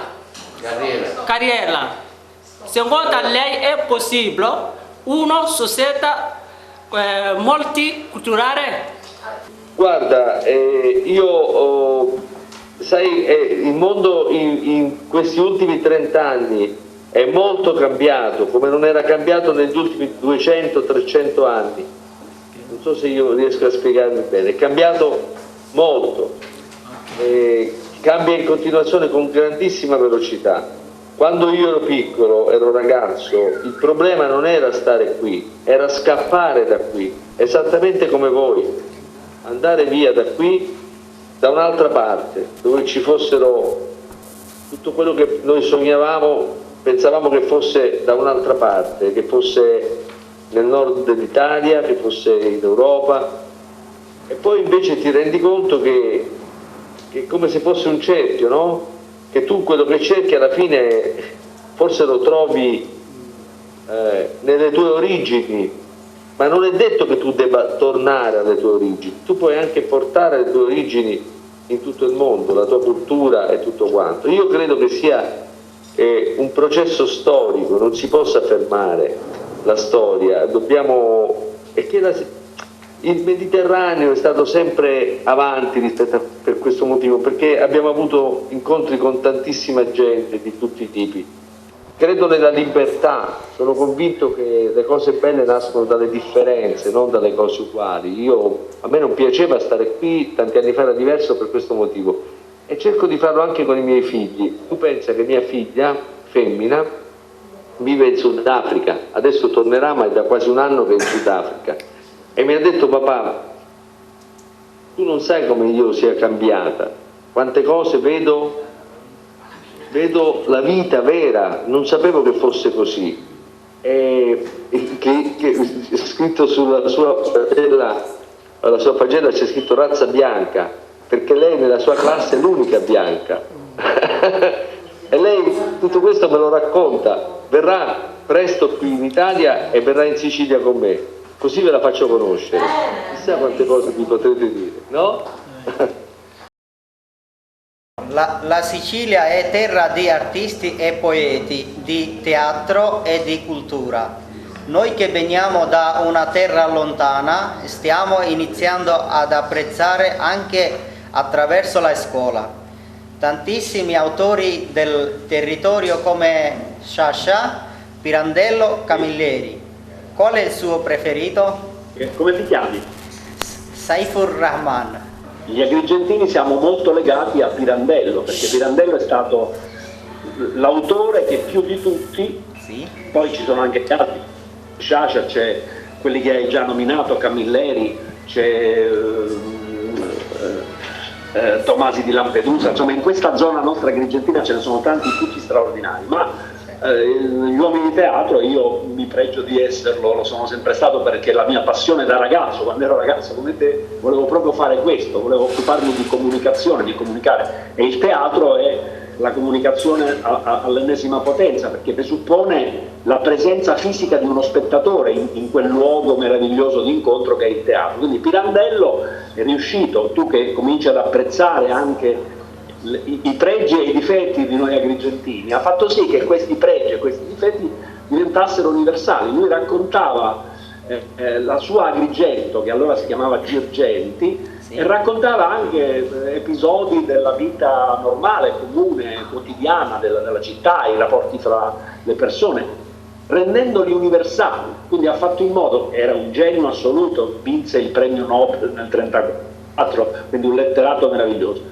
E quindi raccontò quell'Agrigento che tu stai imparando a conoscere, e devo dire onestamente che ci sono alcune caratteristiche di noi agrigentini, lo dico con una punta di orgoglio naturalmente, ma che riguardano per esempio l'ospitalità, l'accoglienza, una cosa che tu senti sulla tua stessa pelle, e cioè il fatto che noi, venerando un santo agrigentino che è San Galò, che è un santo onnivoro, e lo diciamo senza nessuna ironia o men che meno disprezzo, anzi lo adoriamo, lo baciamo quando passa per la nostra città, perché era un santo guaritore, guariva gli appestati.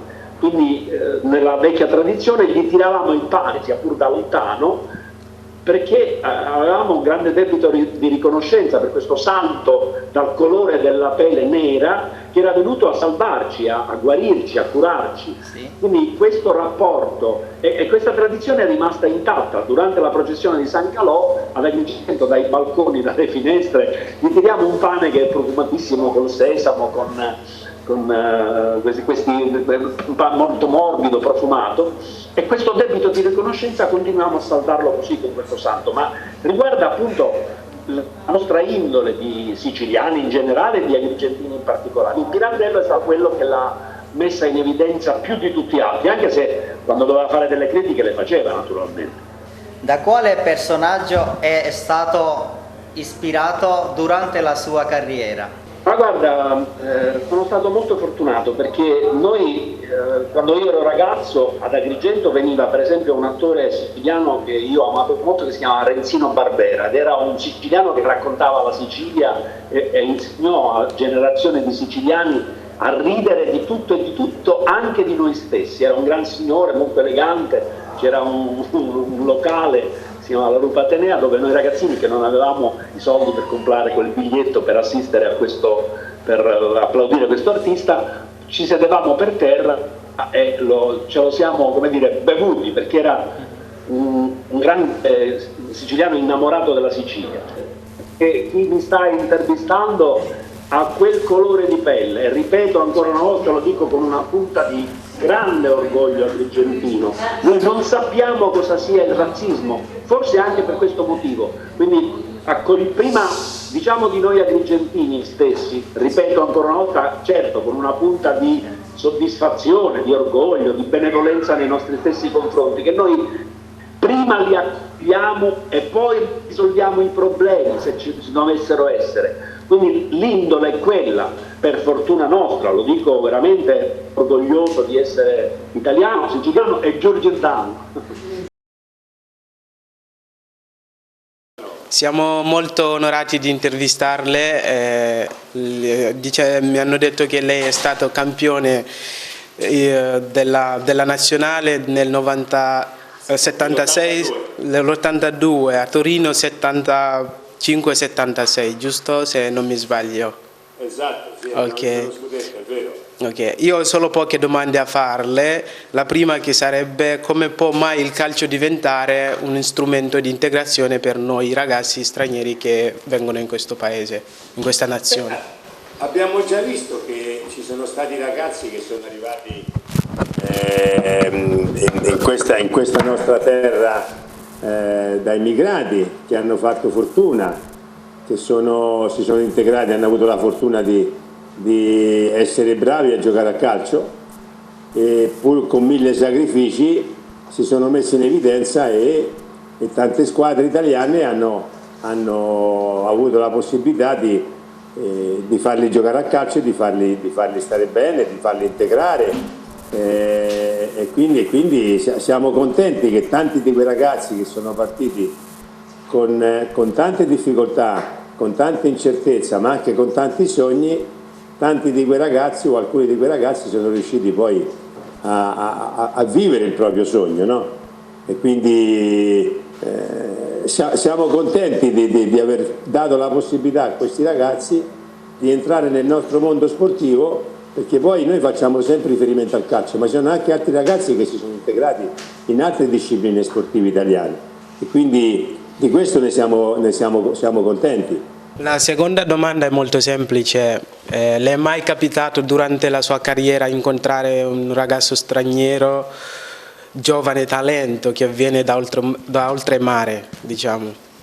No, non mi è mai capitato, anche perché negli ultimi anni ho lavorato poco con le società di calcio e molto in televisione.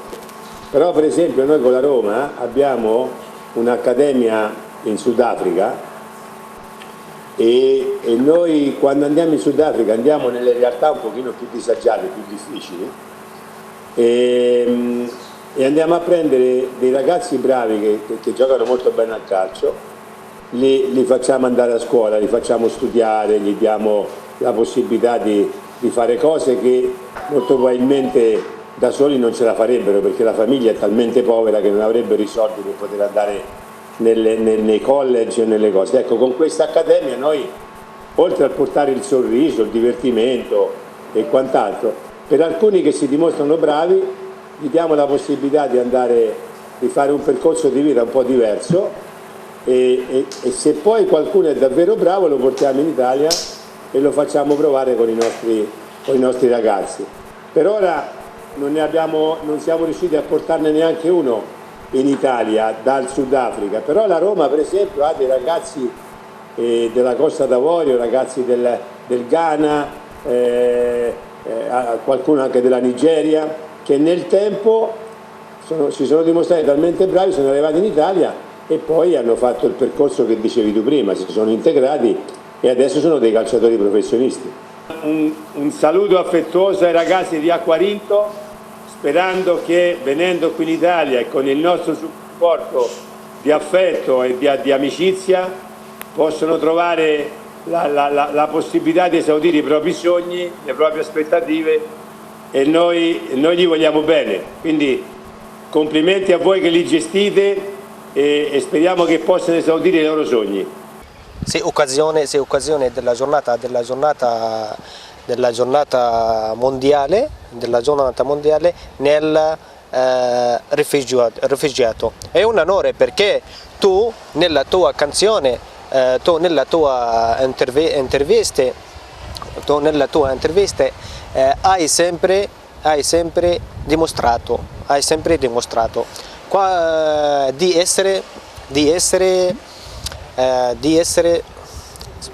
di essere molto sensibile. Le tue canzoni parlano spesso della... Aspetta un attimo. Intanto voglio rispondere alla prima domanda, cioè alla prima cosa che hai detto. Intanto ti voglio dire che i siciliani siamo un popolo aperto.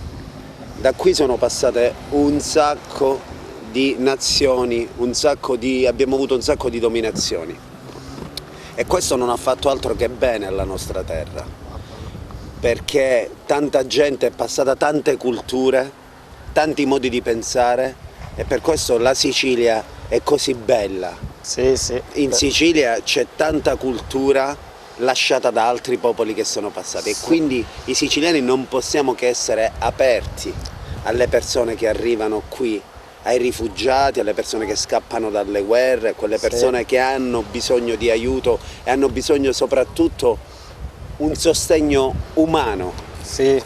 Ok? Quindi ti ringrazio io per come stai cercando di integrarti nella mia terra e per quelle cose che stai facendo. Sì, grazie mille. Grazie a te. Ok. Quando dici che in siciliano o mi corpi patti forti, sì, tu mi grappi e porti, Ok. porti.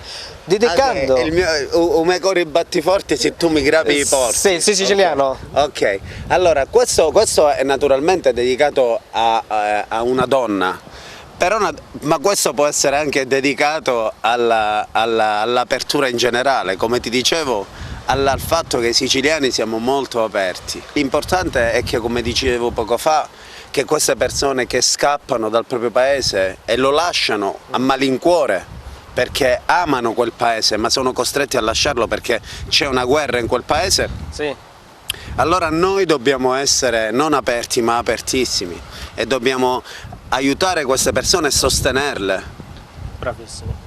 L'altra domanda di voi siciliani, siete per metà cattolici e per metà musulmani. Esatto, esatto, io l'ho scritto in una mia canzone. Sì, è molto pratico. Nella mia canzone. Io si aspetta, vuoi parlare tu? Sei un mito, ti adoro. Sì, nella canzone lo dice. Ho scritto questa canzone dedicandola a tutti i siciliani, naturalmente, è diventato l'inno ormai della Sicilia ed è veramente così, noi siamo mezzi cattolici e mezzi musulmani.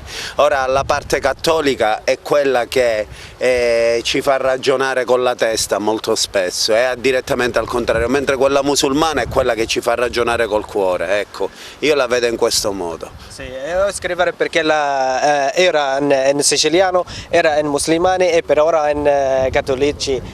Così ma non è questo, noi abbiamo subito la dominazione musulmana qua in Sicilia e questo non ha fatto altro che arricchirci, ci ha portato tante ricchezze. Va bene, alla finire vorrei dirti una frase che mio padre mi ha detto un giorno: figlio mio, lascia questo paese se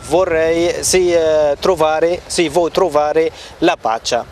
Tu cosa pensi di questa frase? Allora, è accaduto anche a diversi siciliani, ma non per il tuo stesso motivo.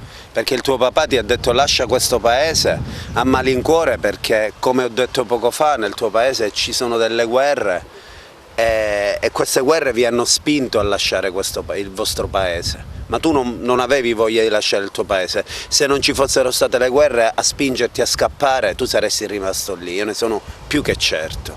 Perché sono certo che fare una lunga traversata rischiando la vita, scappare, poi arrivare in un posto dove sì, hai trovato anche gente accogliente, ma molto spesso purtroppo capita che trovate gente poco accogliente, non voglio utilizzare altri termini, ma sappi, parlo a nome loro, che è solo ignoranza, cioè, perché fondamentalmente io parto dal presupposto che l'uomo è già buono di per sé, perché tutti abbiamo un cuore. Abbiamo un cuore, come dicevo, e una testa.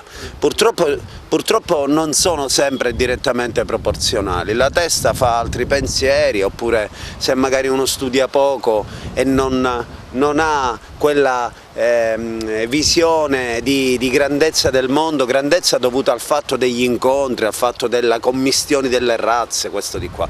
Quindi io l'ho utilizzata in una mia canzone quella frase perché in Sicilia i ragazzi spesso sono costretti a lasciare questa terra, loro malgrado, per andare a cercare fortuna altrove, ma non scappano certamente da guerre e poi non vedono l'ora di tornare, come penso tu non vedi l'ora di ritornare di nuovo ad abbracciare i tuoi cari e rivedere i posti dove sei nato. E grazie mille per avermi concesso questa avverti. Grazie a te perché stai continuando a lottare e questo ti rende una persona speciale, grazie di cuore. Grazie. Mezzi cattolici e mezzi musulmani. Non so stare senza questo sole, questo mare mi spavento. Vivo bene solo quando sono a casa 9200. Non so stare senza questo sole, questo mare mi spavento e piango. Vivo bene solo quando sono a casa 9200. La dominanza e guerra e i mafiosi, resti lasciata arida e spinosa. Abbiamo a protezione 3 giganti e siamo gente con le mani avanti. Tedeschi, giapponesi e 2 francesi, i clandestini papi americani, tipo Baudo, Garibaldi e Goethe, Sciascia, Pirandello e Camilleri. Sono passati terremoti e frane, i poveretti c'hanno i macchinoni, le facce dei politici ruffiani, l'abusivismo e vincoli e condoni. Non so stare senza questo sole, questo mare mi spavento. Vivo bene solo quando sono a casa 9200. Non so stare senza questo sole, questo mare mi spavento e piango. Vivo bene solo quando sono a casa 9200.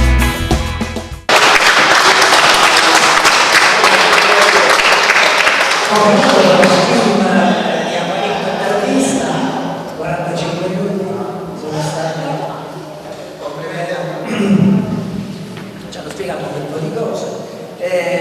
Voglio salutare tutti, vi ricordo che fuori c'è l'infresco, saluto il sindaco, purtroppo non è potuto venire perché non si è dilungato, abbiamo stato trattenendo, saluto tutti i prefetto che se n'è andato, saluto la professoressa Gargarossa, saluto la professoressa Gargarossa, la professoressa Dalfino, il professore Russo che ci ha lasciati, doveva scappare, Fiorino mi pare che se ne sia pure andata, nessuno Donato ma non ci ha lasciato che qua, 2 parole per tutti.